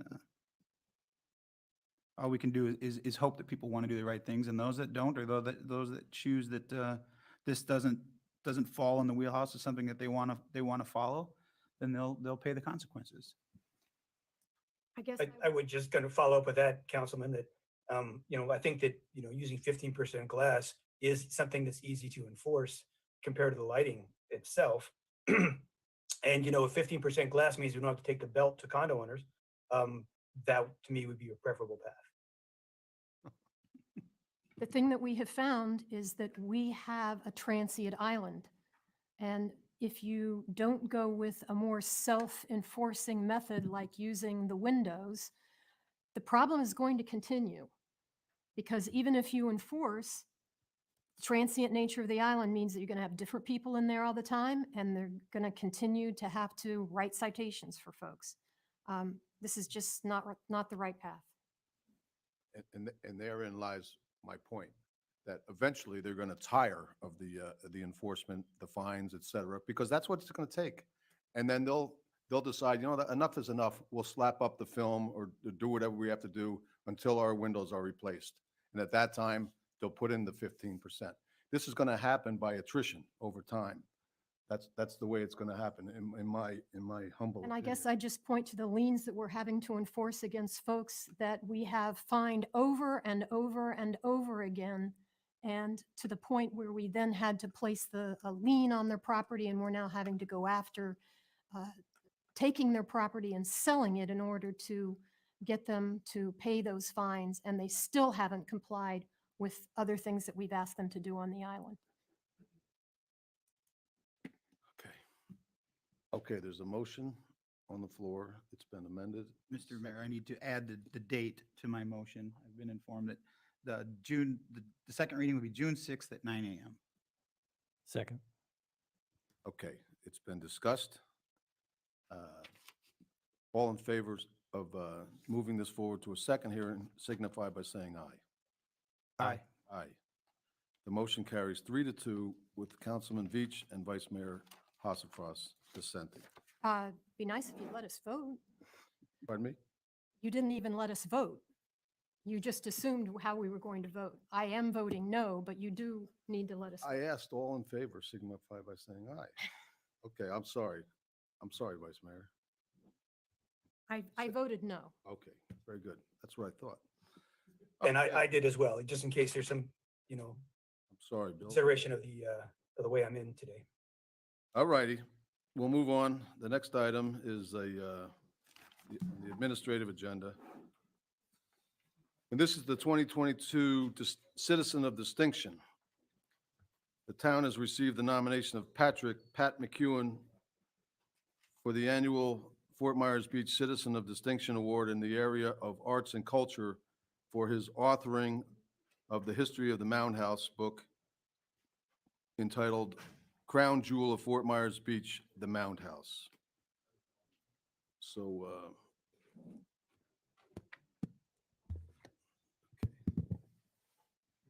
okay.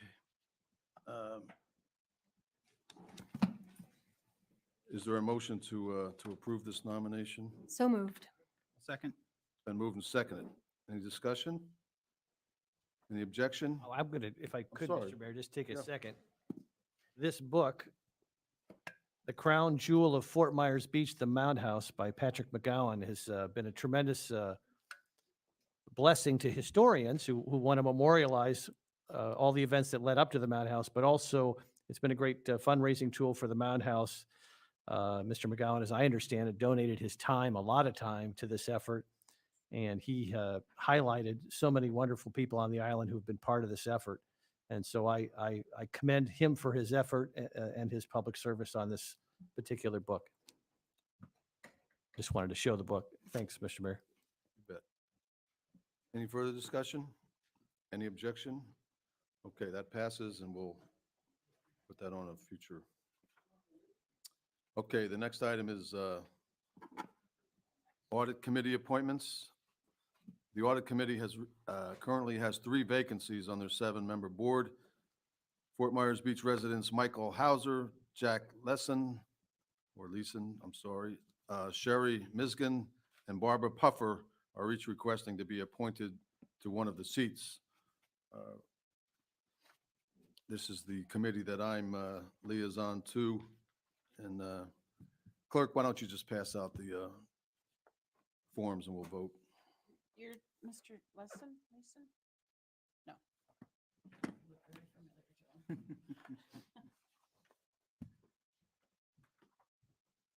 Thank you.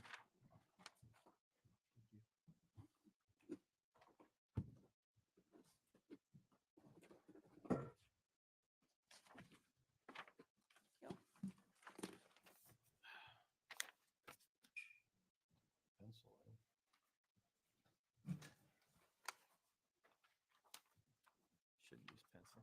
Since the town attorney indicated that Mr. Veach could vote.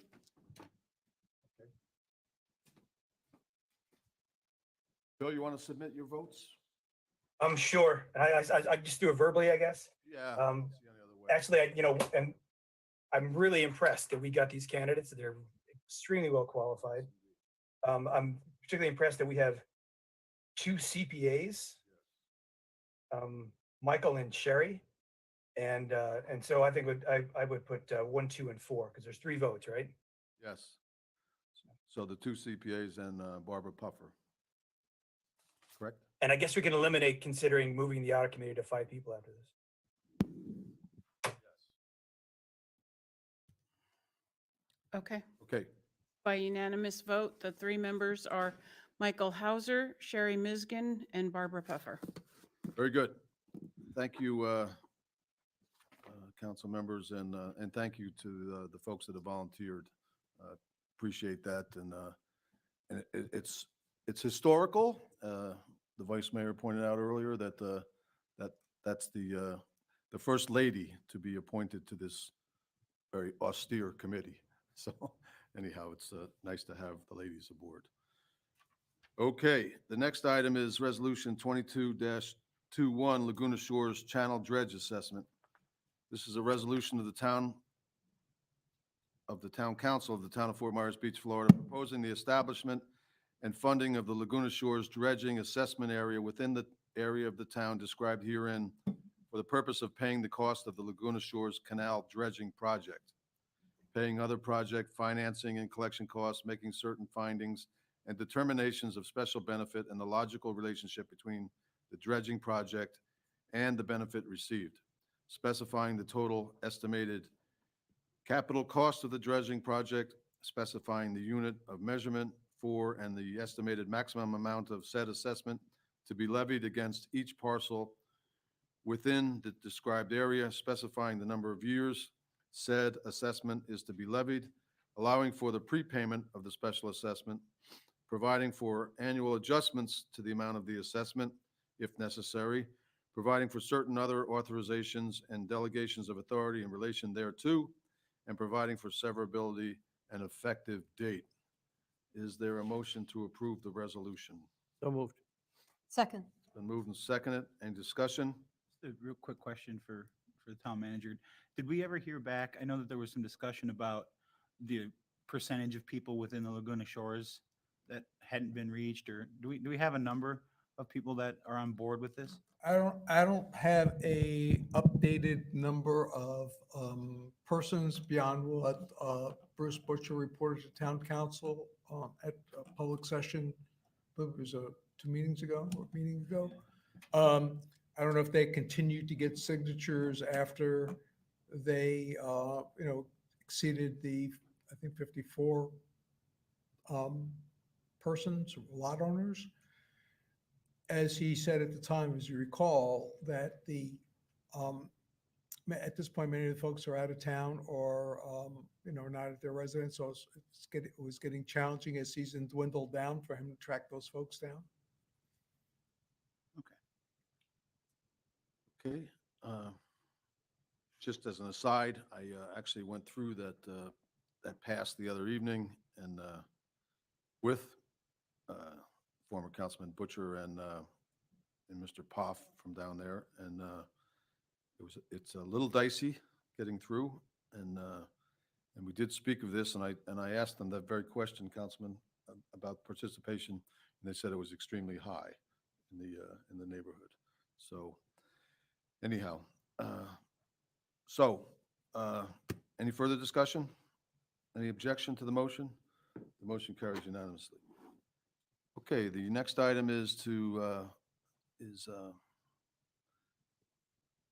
ITB 22-10. This is the Laguna Shores Channel dredge contract. This is to authorize the town manager to enter an agreement with Arbor Tree and Land, Inc., which I find an unusual name for a dredging company, but the low responsive and responsible bidder to ITB-22-10 EN to perform the Laguna Shores Channel Dredge Project in an amount not to exceed $585,905 and expend budgeted funds for the project. Is there a motion to authorize the town manager to enter into this agreement? So moved. Second. Been moved and seconded. Any discussion? Just real quick for the general public, town manager, if you would, the money that was budgeted for the town's portion of this, if I'm not mistaken, was 500,000 in last budget cycle, not to exceed. sir. So the 585, that's the total cost to do. So our portion would be something, just under 300. Yeah, at this point, we're assuming that each of the parties, the property owners would pay 300. We're figuring with ancillary costs, and we would spend 300. However, until we get all the assessment payments in, we're gonna have to front that money. And if there is money that was budgeted that is not used, where does that money then go? Well, that would become part of what we call the savings that we put on the add-on list for the council to look at and decide what they want to do to reappropriate. That's all I needed. Thank you. Any other discussion? Any objection to the motion? Motion carries unanimously. Okay, the next item is 2022 Estero Island Beach Monitoring. This is to approve supplemental task authorization number 14 with Coastal Engineering Consultants, Inc. in the amount of $47,013 for professional engineering services to conduct annual monitoring of beach profiles along the shoreline of Estero Island, and authorizing the town manager to execute the supplemental task or authorization and expend budgeted funds. Is there a motion to approve this task authorization number 14? So moved. I'll second. Moved and second. Any discussion? Any objection? The motion carries unanimously. The next item is Bork Bay Oaks Recreational additional services. This is to approve supplemental task authorization number 14 in the not to exceed amount of $109,886 for additional work on the Bay Oaks redevelopment project and community pool, and authorize the town manager to execute the supplemental task authorization with DRMP Inc.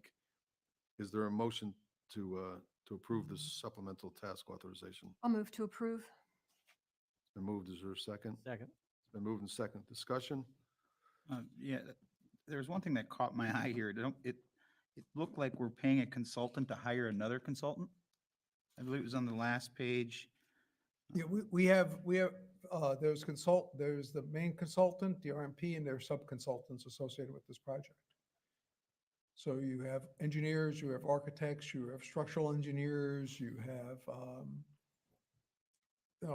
a variety. It's not one firm doing all the work.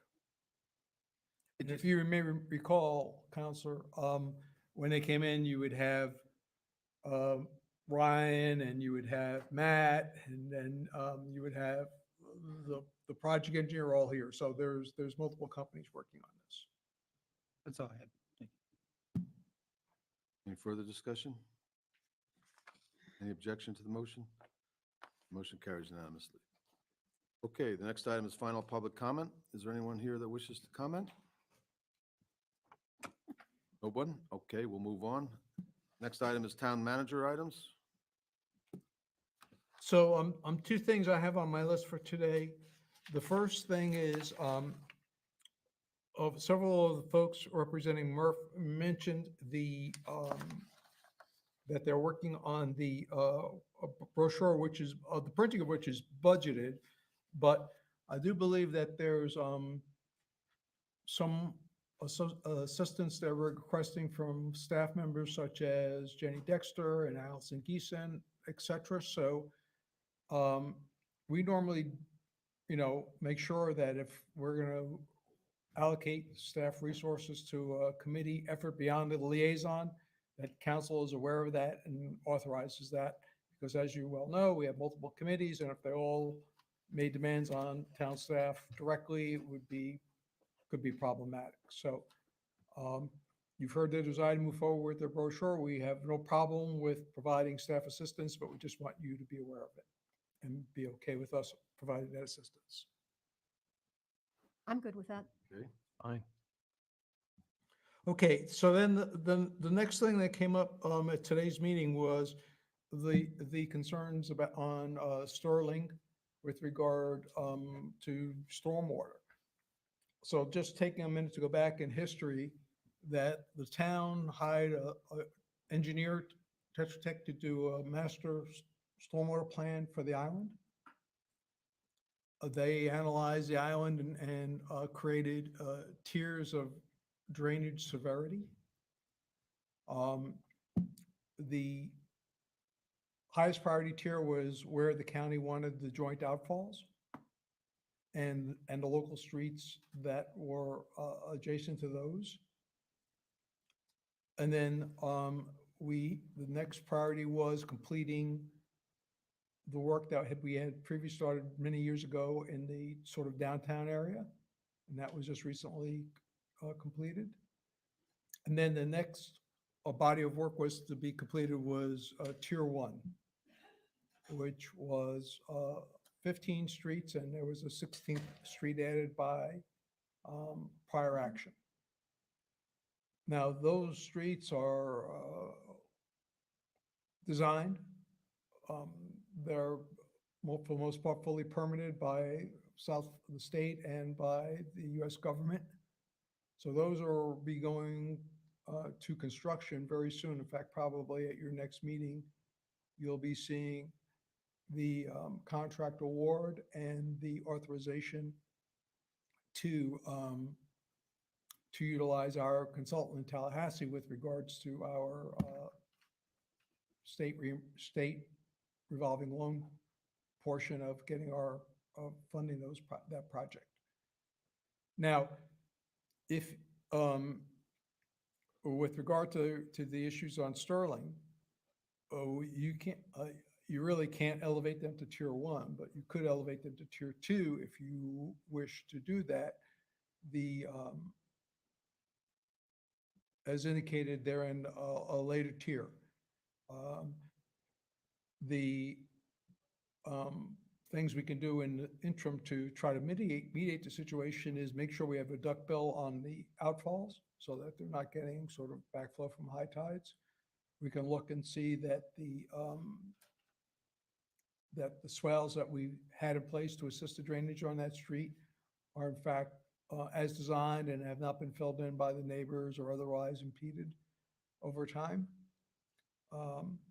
And of course that, you know, any structures that we have on Sterling are functioning correctly, and if they need to be cleaned. So if you wish us to move Sterling into tier 2, we can do that. And of course, we could do all those intermediate steps if you wish us to do those as part of our normal operations. I would wish you to do that, to move them up, just by virtue of the fact that you took the time to come in here to complain about it. I think they should be elevated. It sounds like they're really having a problem down there. And the duckbill business, I was down on Curlew the other day, my old street, and it was in the middle of the day at the high tide, and the water was pushing up again out of the drain. So I don't know whether those are inspected regularly or not after they install those to see how they're working, but this wasn't working, and the water was coming back up out of the drain. So I'm just throwing that out there to inspect, because for years when I lived there, we had the same difficulty. On the high tides, the bay water would come up out of the drains onto the street, and then throw a couple of inches of rain on top of it, and you had a foot of water in the street, and not to mention a couple of other drainage issues. So if it's okay with the rest of the council members, if there's no objection, I'd just assume move those Sterling folks up, and anything you can do in the meantime to alleviate any of their problems down there in the short term, I'd look into that as well. I would be in agreement with that, and I think this is further indication of what I asked to add to agenda management at a recent meeting, which was the sea level rise problem. I think that these two streets are not going to be the only ones that we're having this issue with as time goes by. So it certainly interrelates to that, and I look forward to that future discussion of the sea level rise issue and what parts of the island we need to address first when it comes to that issue. So can I just react to the duckbill issue? Yes. So clearly, if there's any debris that makes it through the drainage system that gets lodged in the duckbill, obviously then the duckbill won't close and you get that backflow type of situation that you were alluding to, Mr. Mayor. So as we've grown our system, you know, one of the things that I know Christie is looking at is whether we have to grow our maintenance to deal with the increased number of structures and things that we have to maintain. And I'm sure she'll be looking closely at that issue in terms of preparing her budget. So it's really incumbent upon the neighbors in the neighborhood to notify the town if there's a problem, because obviously you won't be aware of everything that's going on every day, all the time. So Extremely helpful. if they notify the town that there's a difficulty, someone can be sent out to inspect the duckbill, see if anything's caught in there, anything's clogging up the system, and go from there. Okay, great. That's great. Just a comment on this. So my understanding of the area, I know it's very low lying, is that it mostly depends on surface swales, and that are not, I don't know, you know, this unique situation since it's so low lying for a couple of reasons. One is that there's less elevation to get rid of the water, which means the water moves slower. If you put a duckbill in there, it would be interesting to have an engineer look at that and see if the resistance that the duckbill creates for water going out, you know, enough force to be able to open up that valve, if that'll cause water to back up more during rain events. And maybe even look and see if there are swales that we need to reclaim as part of this. Yeah, I think you're correct in that there are swales that need to be reshaped or modified to their original design criteria due to just time. Then we have the others that were over time have been carried over or covered over in some way, shape, or form by perhaps a property owner. So we have to do all of that. With regard to the duckbill design itself, the amount of head or pressure that conveyance system generates, of course, needs to be sufficient to when the water is flowing outward to open up the duckbill, but also be set at a capacity where if it's tide is high above the duckbill, it'll be closed.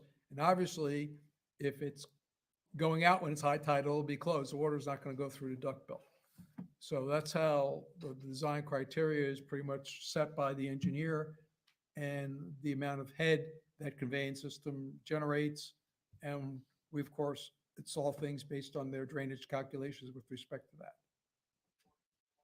And I think it's an important point for the people in that area to know is that it's a unique challenge with the very low elevation, because intrusion of tidal water is not really stormwater.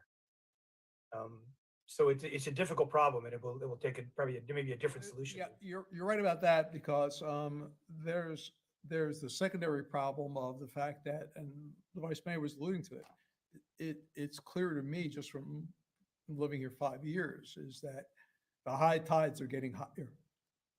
So we have to figure out a way to deal with that, because I see people's docks, marginal docks behind their houses that used to be below the high water line.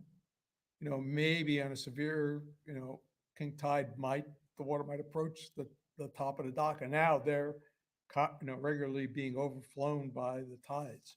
So that is an issue, and if the windows were a challenge, if window tinting was a challenge, that'll be a real challenge. Just one more. And I do believe that the governor recently allocated the money for the resiliency to look at issues like this, sea level rise, and not just Sterling, but we can probably find out what other areas in the island have a similar problem. That's correct, Councilor Veach. And one of our staff initiatives for the add-on list for the 23 budget will be for analysis of the town's resiliency. And that's a precursor activity required to be able to tap into those state funds that you're alluding to. Just one more question while we're on the subject of the streets. The street immediately to the north of Charlie Brown's there, Charlie's Boathouse, Bahia Villa.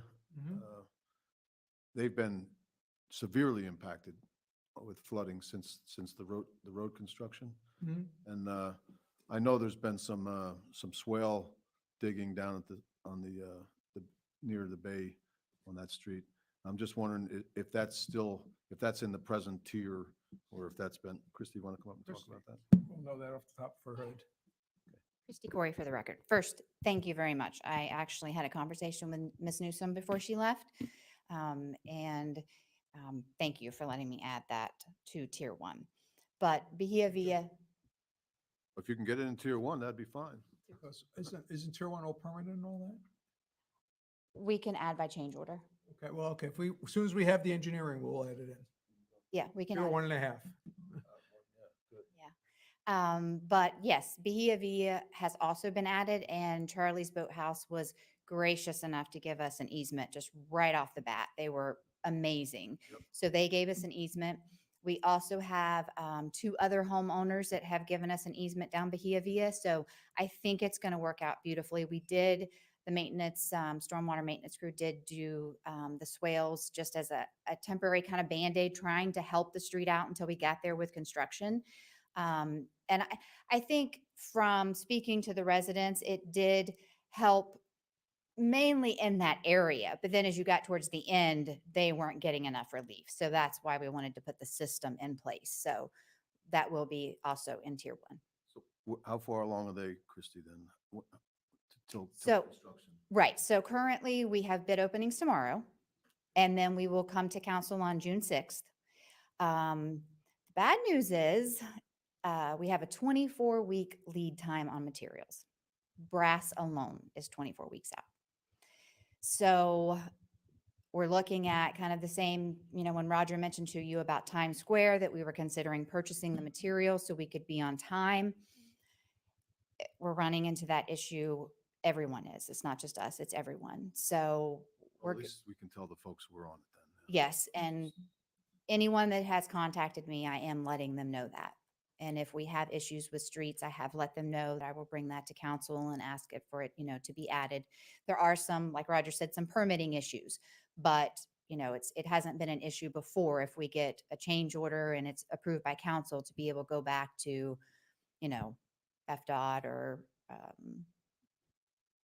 FDEP and add them to it. So it's not such a big deal. And I think the other thing is, if there's a sort of a secondary message to be sent out about the street you were just alluding to, Mr. Mayor, is that, in cases where people want to give us easements, we should be elevating them because they're helping themselves and their neighbors Absolutely. deal with their stormwater issues on the street versus where some cases, unfortunately, where a person says, well, it's not flooding by my house, so I really don't care. So, in the case of Bahia, we have people who are stepping up and giving us the necessary easements. So that facilitates not only the project, but the success of the project. Great. Absolutely. Well, there's a lesson there for some of the others that we're having Yes. difficulty with. And I just wanted to mention, when you were speaking about the duck bills, we have moved to inline check valves on the new, and Ms. Newsom impressed me when she talked about the tidal flex and stuff like that. So I knew she was in the business somewhere, but the duck bills were having, like Roger said, something comes in and gets stuck, and then it causes that duck bill to stay open. So we're getting that tidal influx, but we're moving to inline check valves, which is actually inside the pipe, and we're not having those maintenance issues. So we are changing a little bit as we learn things and go through the projects. We're kind of. So just by virtue of being out of the canal and in the pipe, there's less debris to get. Exactly. Good. So I just wanted to let you know that also. Excellent. All right. Anything else, Roger? That's it, sir. Town attorney. And no items today, Mr. Mayor. Good to see you again, Victor. You too as well. All right. Okay, we'll bring it back to, let's see. Could I ask a question of the town attorney? Sure. I believe that we all, maybe I just got it, but I believe that we all got an email from a resident asking for a status on the litigation to dissolve the critical wildlife area. Did anybody else get that email? I did. Okay. Is there a trial date set for that, to your knowledge, Mr. Sanabria? To my knowledge, I'm not certain. I'd have to follow up with you on that. If you could, so that I could answer this person's question. Absolutely. Any other questions for the attorney? Bill, you have any questions for the attorney? I don't want to ignore you. Okay, the next item, then we'll move on. Council members' items, and the first item, we might as well knock it out of the park here, is the annual review of the town manager. So I'll just open it up to the council. Whoever wants to start, go right ahead. Roger, you're welcome to stay. You can leave. You can do whatever you want. You're a good man. You'll stay. I'll go. Okay, go ahead, sir. I've had conversations with Roger in private. I've also made comments in public as far as where I feel his employment is in my eyes. Nothing's really changed. As I said, I've spoken with Roger in private. We've discussed a couple of things, and I'll just leave it at that. Very good. Anyone else? Well, I'll say a couple things. I've also had a meeting with Roger and discussed a lot of performance issues and positive and challenges and so forth. And I just think as an island, as we go through this renaissance, there are significant construction projects. We just heard about the water and stormwater projects that are still ongoing. We've got Bayside Park, we've got Times Square, we've got Bay Oaks. The county has projects, private sector has projects that we need to coordinate with. And those big construction projects, I think they play into our town manager's strengths. And, you know, with losing the public works director and that institutional knowledge and not having a finance director and that institutional knowledge, it just makes the situation with the town manager in terms of stability all the more important. I think on the challenge part, I would like to see, I'd like to see us enhance our relationship with our county partners. I'd like to see more relationship building and collaboration with the county. I'd like to see better communication. I saw Roger the other day, and this is a compliment, honestly. The board cab meeting was having a meeting, and you came in halfway through because they had some questions, and you came in appropriately and gave them an itinerary of all the projects going on the beach, the financing, the timing. I learned things I'd never heard before. It was excellent. And I think everyone was enlightened by that. We have a great story to tell on the island. I would just encourage you to continue to tell it. If we don't tell our story, other people are going to tell our story. And I think the communication piece, I know we have a public or a communications person now with the town, but I think it's incumbent upon us all to try to tell that story. And the town manager, who really has the closest grasp on all the facts and issues as they're constantly changing, I think you just got to make effort to not just at advisory committees, but to the council meetings and quite frankly to the media to help tell that story and help give some people some clarity and some direction as to how things are going. So I think that could be helpful. That's all I've got. Thank you, Mr. Mayor. Bill Veach. Well, Roger would probably tell you that I speak with him often and speak with him frankly about things that I think he's doing well and things that I disagree with. But I think that he's got a good skill set, particularly for where we are now. I agree with Councilman Adderholt that I'm not Chelsea with a loss, especially with all these infrastructure projects, and that I'm not a big fan of changing horses in the stream, especially when you don't have a better horse ready to go. So I think that I appreciate what Roger's doing. I particularly like the grants and the money that he brings into the town to alleviate the burden from our taxpayers. So I support Roger. Very good. I don't think there's any big secret how I feel about the town manager. I'm very pleased with his performance. As far as evaluating him, I evaluate the town manager every 2 weeks. Every time we have a meeting, I'm evaluating either with him personally or by myself thinking about it.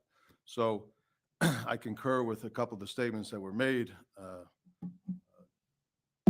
Jim, Councilman Adderholt, I agree with you that one of the big problems that we have is, and the town manager has, is that he doesn't blow his own horn enough and let people know what's actually going on. So that's all part of communication. There is so much going on, so many positive things going on, and you kind of get, with all the day-to-day minutia, that kind of gets lost in the shuffle.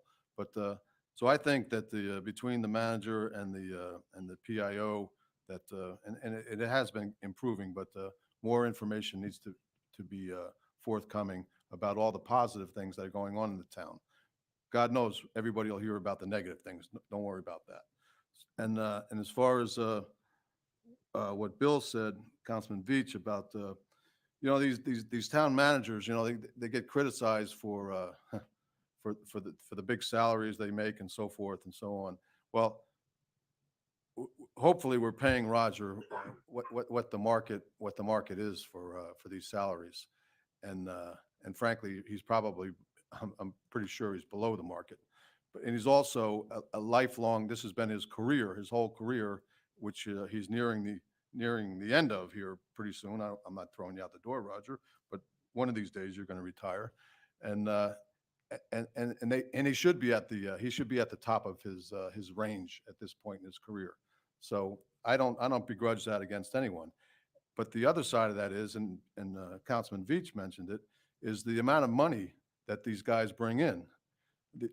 I mean, all it takes is one grant of $1 million, and he's paid for his salary 5 times over, or 4 times, or whatever it is. So I don't go along with all of that criticism about what these gentlemen are made, and they're also in these tenuous positions where, you know, if they do last a long time, it speaks volumes for their performance, but it's a very tenuous position.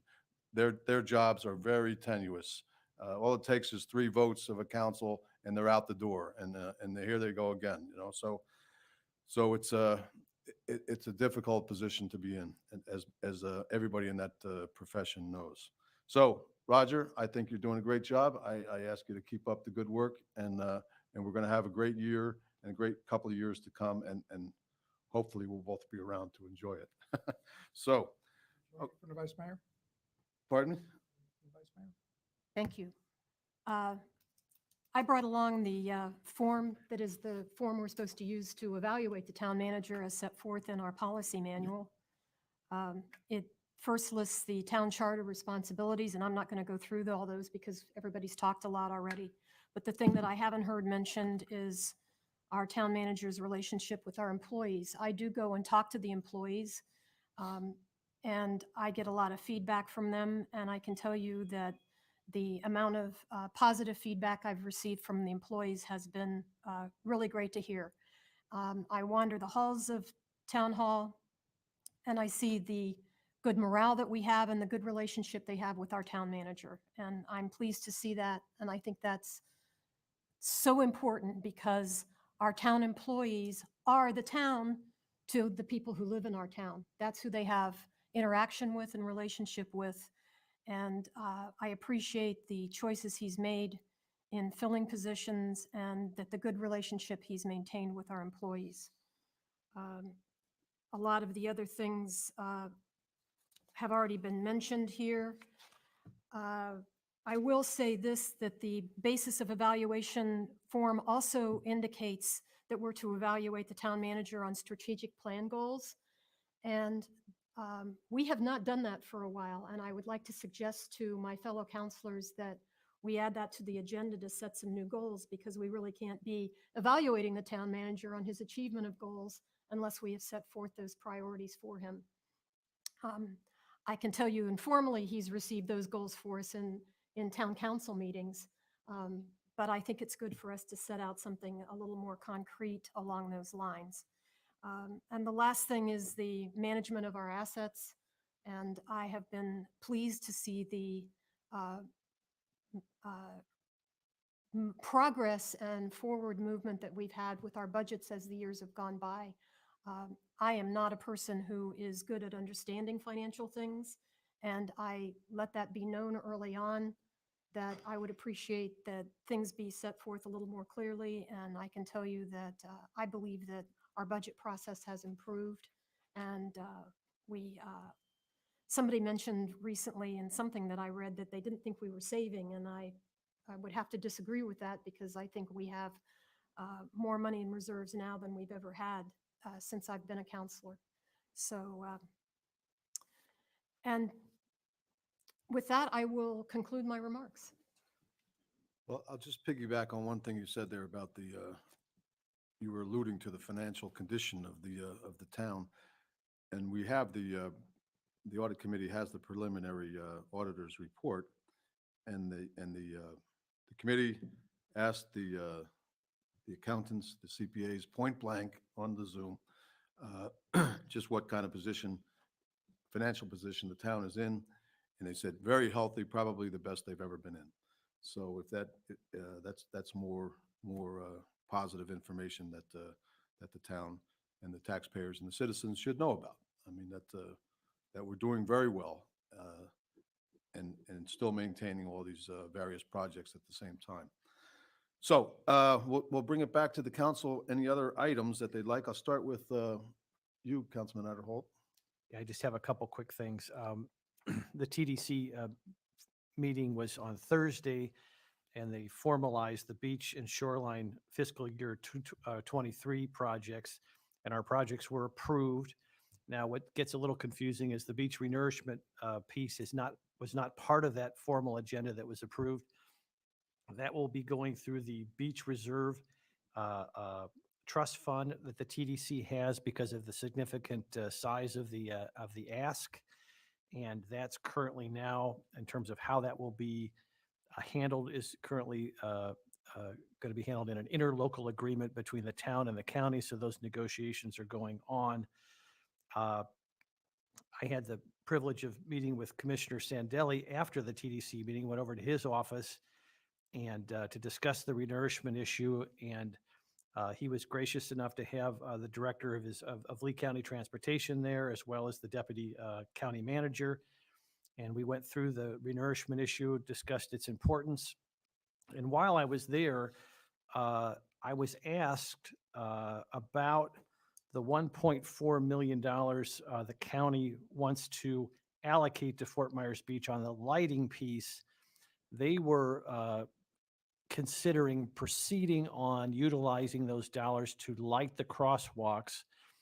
And I suggested it may be better to hold off on that until we have a better idea of what our overall aggregate plan is, and then utilize those $1.4 million as part of that broader plan once we have a better sense of what the fixture is and what the design is and layout and so forth. And I said, that is just me speaking. I want to, they said, would you please ask your colleagues about that and see if you can reach agreement as to how you would want to proceed on that. So I hope everybody's okay with me doing that, because I think they're looking for direction.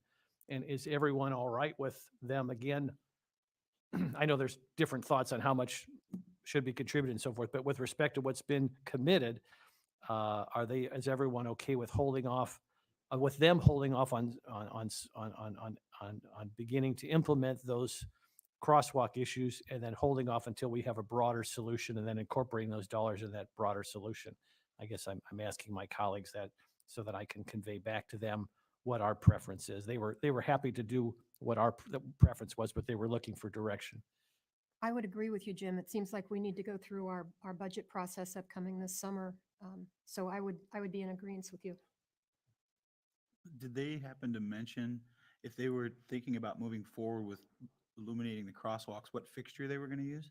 You know, it's interesting. They did not. I think they just felt like they didn't want to be negligent with utilizing those dollars unless we had a broader plan that we wanted to hold off on using those dollars for a broader solution. I think they just wanted direction with respect to how to proceed. So I don't know if it had gotten to that point, Councilor Allers, as to specifically what fixture they were going to use and how they were going to utilize it. But I think, again, depending on what fixture we choose, I assume we're going to want our crosswalks to marry well with whatever fixture we choose. So again, having it be part of our broader solution, seems to make sense for me. But you guys have a lot of lighting experience, so. But I think we, at a minimum, ought to be working in concert with each other.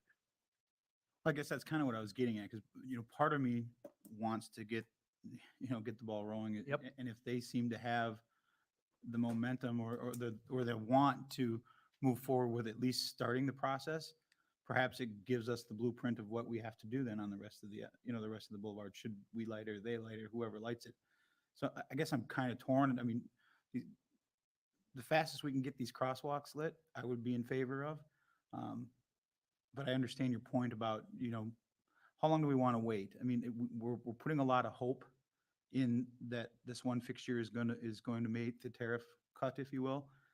And if they have, I mean, maybe, I guess I would like more information. I'd like to know from them where they're at in the process. Are they just thinking about starting to look at design? Are they starting, or do they already have something worked out in their mind? That's a great question. And my recommendation would be to at least wait until June to see if our fixture's approved. If it's not approved and we have to kind of go back and regroup, I would agree with you that for them to begin on those crosswalks ASAP makes sense. But for them, we're almost through May. If they could hang on just a little bit, because if the fixtures are approved, we're going to want to make sure those crosswalks work in concert with the fixture that we're going to use throughout the boulevard, I think. But, I again, defer to my colleagues on this. I'll tell you the way I feel about this.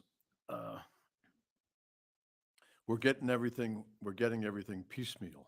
You talk to Sandelli, he talks to somebody, Roger talks to somebody. what I would suggest that we do to eliminate all this is to have a joint meeting with the county commissioners. Set up an agenda, put 2 or 3 items on the agenda that we can talk about, big items, and get in a room and sit down with these guys and hash it out. Because it's coming in from 20 different directions now and we're getting nowhere, absolutely nowhere. And this is not unheard of. We've done it a few times over the years where we've sat down with the commissioners, had joint meetings, and we can do it. We can do it wherever. We can do it in their chambers. We can do it down here. We've done it both over the years. We can pick a neutral spot, not in a bad way, neutral, just a different spot. But I think we ought to get in a room and just sit down with these guys around the table and start talking about some of these items, because we're not going anywhere with these. And we need to get the managers together and the council together at the same time and start hammering some of these things out, because we're not getting off the dime. We're just not getting off the dime. Well, I'm not opposed to that. If you want to facilitate that, Mr. Mayor, that'd be fine, and I'll hold off on responding. I do want to say, just in fairness, the meeting that I had with Commissioner Sandelli and his senior team, they could not have been more gracious and supportive in working with us to try to find some answers. So I just want to say for the record, the tone of that meeting was excellent, and they really are trying to work positively with our island. So, but I'm not opposed to your idea of having a broader meeting. You know what? I'm sure they were very gracious to you, and they should be. But Jim, I'm going to attribute this to your lack of experience in dealing with the county. I've been dealing with them for 20-something years now. I know how it operates, and we're not getting anywhere with these guys. So, you have a meeting, I have a meeting, everybody has a meeting, but there's no meeting of the minds. It's all disjointed. And until we sit down and get in a room together and work these things out, there'll be no change, because I've seen it. I've seen how it operates, and I'm not. You can blame that on whatever you want, the bureaucracy, the individuals, whatever. Just pick one, But that's been the experience over the years, and there's lots of reasons for that I can go into, but I'd rather not right now. But that would be my suggestion. And Mr. Manager, with the blessing of the council, if you want to make contact with the county manager and see if we can't, if he can put that out to his members and let them know in a public meeting that we request a meeting with the county commission, that would be fantastic. I can do that. One point that I would make, though, about the 2 choices that Councilman Adderholt put forward is that it seems to me that, getting money up front and then we pay the annual fees, the monthly fees, versus we just share it. So whatever the proportion of our streetlights, our crosswalk, is what the county pays. So one is more money up front, but less every year. And one is less money up front, but more every year. And I'd like to know what those numbers are before we decide which way to go on. Very good. Yeah, I guess, Jim, if I can give you a little bit more direct answer, being that fixture we should hopefully hear about in June, I would be willing to wait to see what happens with that fixture. That would answer a lot of my questions as far as which way I'd like to see this go. That's fine. That's fine. I would also, in the conversation as well, just to give you a sense of what the county's wrestling with in terms of trying to find the financing necessary, the South Bridge, which originally I think came in under 50 million, is now up to $80 million and rising. So there's a lot of competition for dollars out there, and that South Bridge now has a new estimate of $80 million, so which is almost equivalent to what was spent on Estero Boulevard. So a lot of challenges all around. So we're like a rounding error for them then. Exactly. I don't know about that. Okay, Councilman Veach, you're next. Councilman items. Okay, a couple of constituents, and this is a question for Roger, have brought up the chains that were on the beach and lights that were on, that someone made a movie. Do we know anything about that? We were approached with a request for a special event permit, which was not, did not make through staff vetting. and there was no details. It was really more that they wanted to use the beach and they wanted to use some of our parking areas. But no, so apparently, what I'm hearing from folks like yourself, Counselor, is that apparently they would just went ahead and did it on their own without a permit. And we're just trying to track down that to see if there's anything further we can do about it. But no, they did not have staff or town approval to do it. They just did it. Okay, the other thing is, we mentioned Charlie's Boathouse, and I just want to, again, say what a great job they did. The cooperation, we're talking about the Pink Shell, we're talking about Charlie's Boathouse. There's definitely some really good corporate citizens on the island, and I just appreciate everything they do for us to make things that could be difficult easy. And thank the council and the staff for accommodating me. I don't particularly feel bad. I would even wager that Steve Johnson feels worse than I do, but what he's got is maybe not as contagious. Actually, you look better here, Bill, than you do when you're in here, actually. Good color filter. Okay. How about color in your cheeks? Vice Mayor. I would like to ask Roger if he could check with Leetran and find out for a future report to us the status of putting benches and further functional items at our bus stops. There are parts of the boulevard that have now been completed for quite a long time. There's a beautiful pad in front of the Beach Theater for people to stand, but there's not a bench or a shelter. So I'd just like to know if that's on their agenda and when we might expect those things to be installed. Madam Vice Mayor, I will definitely check for more information, but the last information I have is that we work collaboratively with them for them to get a state grant. So they're in that same sort of budget cycle that we're in, where the state budget goes into effect July 1st, and then it takes 60, 75 days so those agreements are executed, and they can't spend any money or do anything until they are executed, because anything they do would not be grant eligible. So, but I will verify that and report back to council. That's my understanding. Thank you. Councilman Allers. Just a couple of things.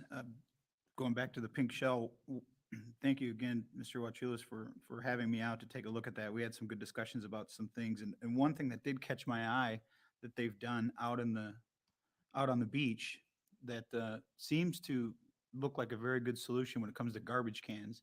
I don't know if staff has seen it, but they've got a garbage can that's elevated by a very small pole. So it's high enough that the sea turtles can crawl underneath it. They don't have to worry about hitting it or bumping into it, but it's also in a location that if someone is on the beach, they don't have to walk all the way back to the beach access to be able to put trash in.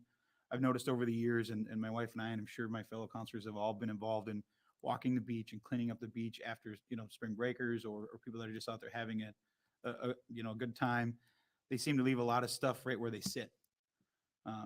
But those garbage cans really caught my eye because it seemed like it was, well, one, they maintain it. They're very clean about it. And it seemed that people that are sitting on the beach, if they have something much closer to deposit their garbage in, as opposed to having to go back, it's something I think it would be interesting to look at to see if that's something the town could do. I don't know, DEP wise, what we'd have to do to go through that. But I encourage anyone that hasn't seen them to go down and take a look at them. It seems like the people that I've talked to going down there that are just sitting on the beach are more inclined to throw their garbage away if they're not having to go an extra 150 yards each direction or whatever to throw stuff away. The only other thing that I have is just easier. The people that have reached out to me about the Linnell Road crosswalk, just give you a blanket update. I did meet with Chief Martin about the issues that they've seen down there. He's going to draft a letter that will come back to the town where we can piggyback on and send it up the chain of command, I guess, if you will, to the county to see what we could potentially do for that crosswalk. As we all know, it's a crosswalk that gets brought up a lot. We do have a fire station down there that does not have a beacon to stop traffic should they need to get out. So working with them, hopefully working with staff, our staff, we can let it be known that we'd like to see something done there. That's all. Yeah. Thank you. Well, it's a shame that we have to go to the county to ask them how to get that done. If that was our crosswalk, we could just do it. But anyhow, just one other item. I too would like to thank Bill down at Pink Shell for having us down there. That was very enlightening and but never one to miss an opportunity. He also pointed out, which I'm sure he did with you all, a couple of other projects that they may have in mind coming up. And one in particular was very interesting to me was they have some employee housing there on the property, on the perimeter of the property that is old. You know, it's one of the older cottages, a couple of the older cottages. And he mentioned that they would be considering coming in for improving those buildings or putting up new buildings or something along those lines. And I encouraged him to do that. I said, now is the time to strike. That conversation is going on at this moment. So I wouldn't be surprised if they come forward with some proposal about that. Other than that, Bill, you're Just chomping at the bit. I'm going to comment on what you're saying. I had the same conversation. I'm sure maybe we all did, including maybe even a parking option up there.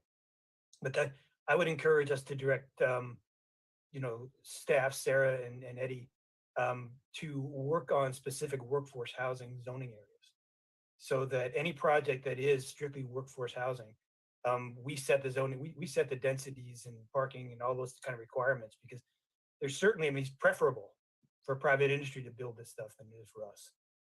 But I think it will, the more the better. Exactly. Well, I found it very timely that they were talking about it, and hopefully something will come of that, and that'll be number one in a very long process. But hopefully it's going to take time, but you have to start somewhere. Is there anything else for the good of the order? Yes, sir. Just to help facilitate things, if we're going to pursue a joint meeting with the town council and county commission, if we could begin the process to solicit the subjects that individual council members would like to be concluded on the agenda, so that we could then vet those at perhaps your June M&P or something like that, so that when we tell the counties, that they're going to want to know what we want to discuss. So like we would want to know what they want to discuss in advance, so we all could be prepared. So to the extent you want to begin to collect your ideas and share them with the clerk or myself, that would be helpful.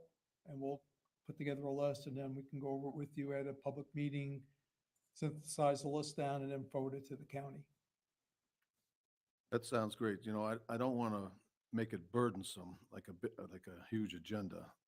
Hopefully we can boil it down to a few items that we can talk about. We can start with these things first, and maybe an item or two if we have time or don't have time, or lesser priority, however you want to categorize it. Great. And, and my goal is not to make this an adversarial meeting. That's not my intention at all, in case anybody feels that way. It's really to sit down and have these discussions, and hopefully the fact that we're all in the same room, we can, feel a little more at ease talking about these items. And it has worked in the past, and hopefully it will again. So is there anything else? If not, I'll entertain a motion to adjourn. So moved. I'll second it. Any discussion?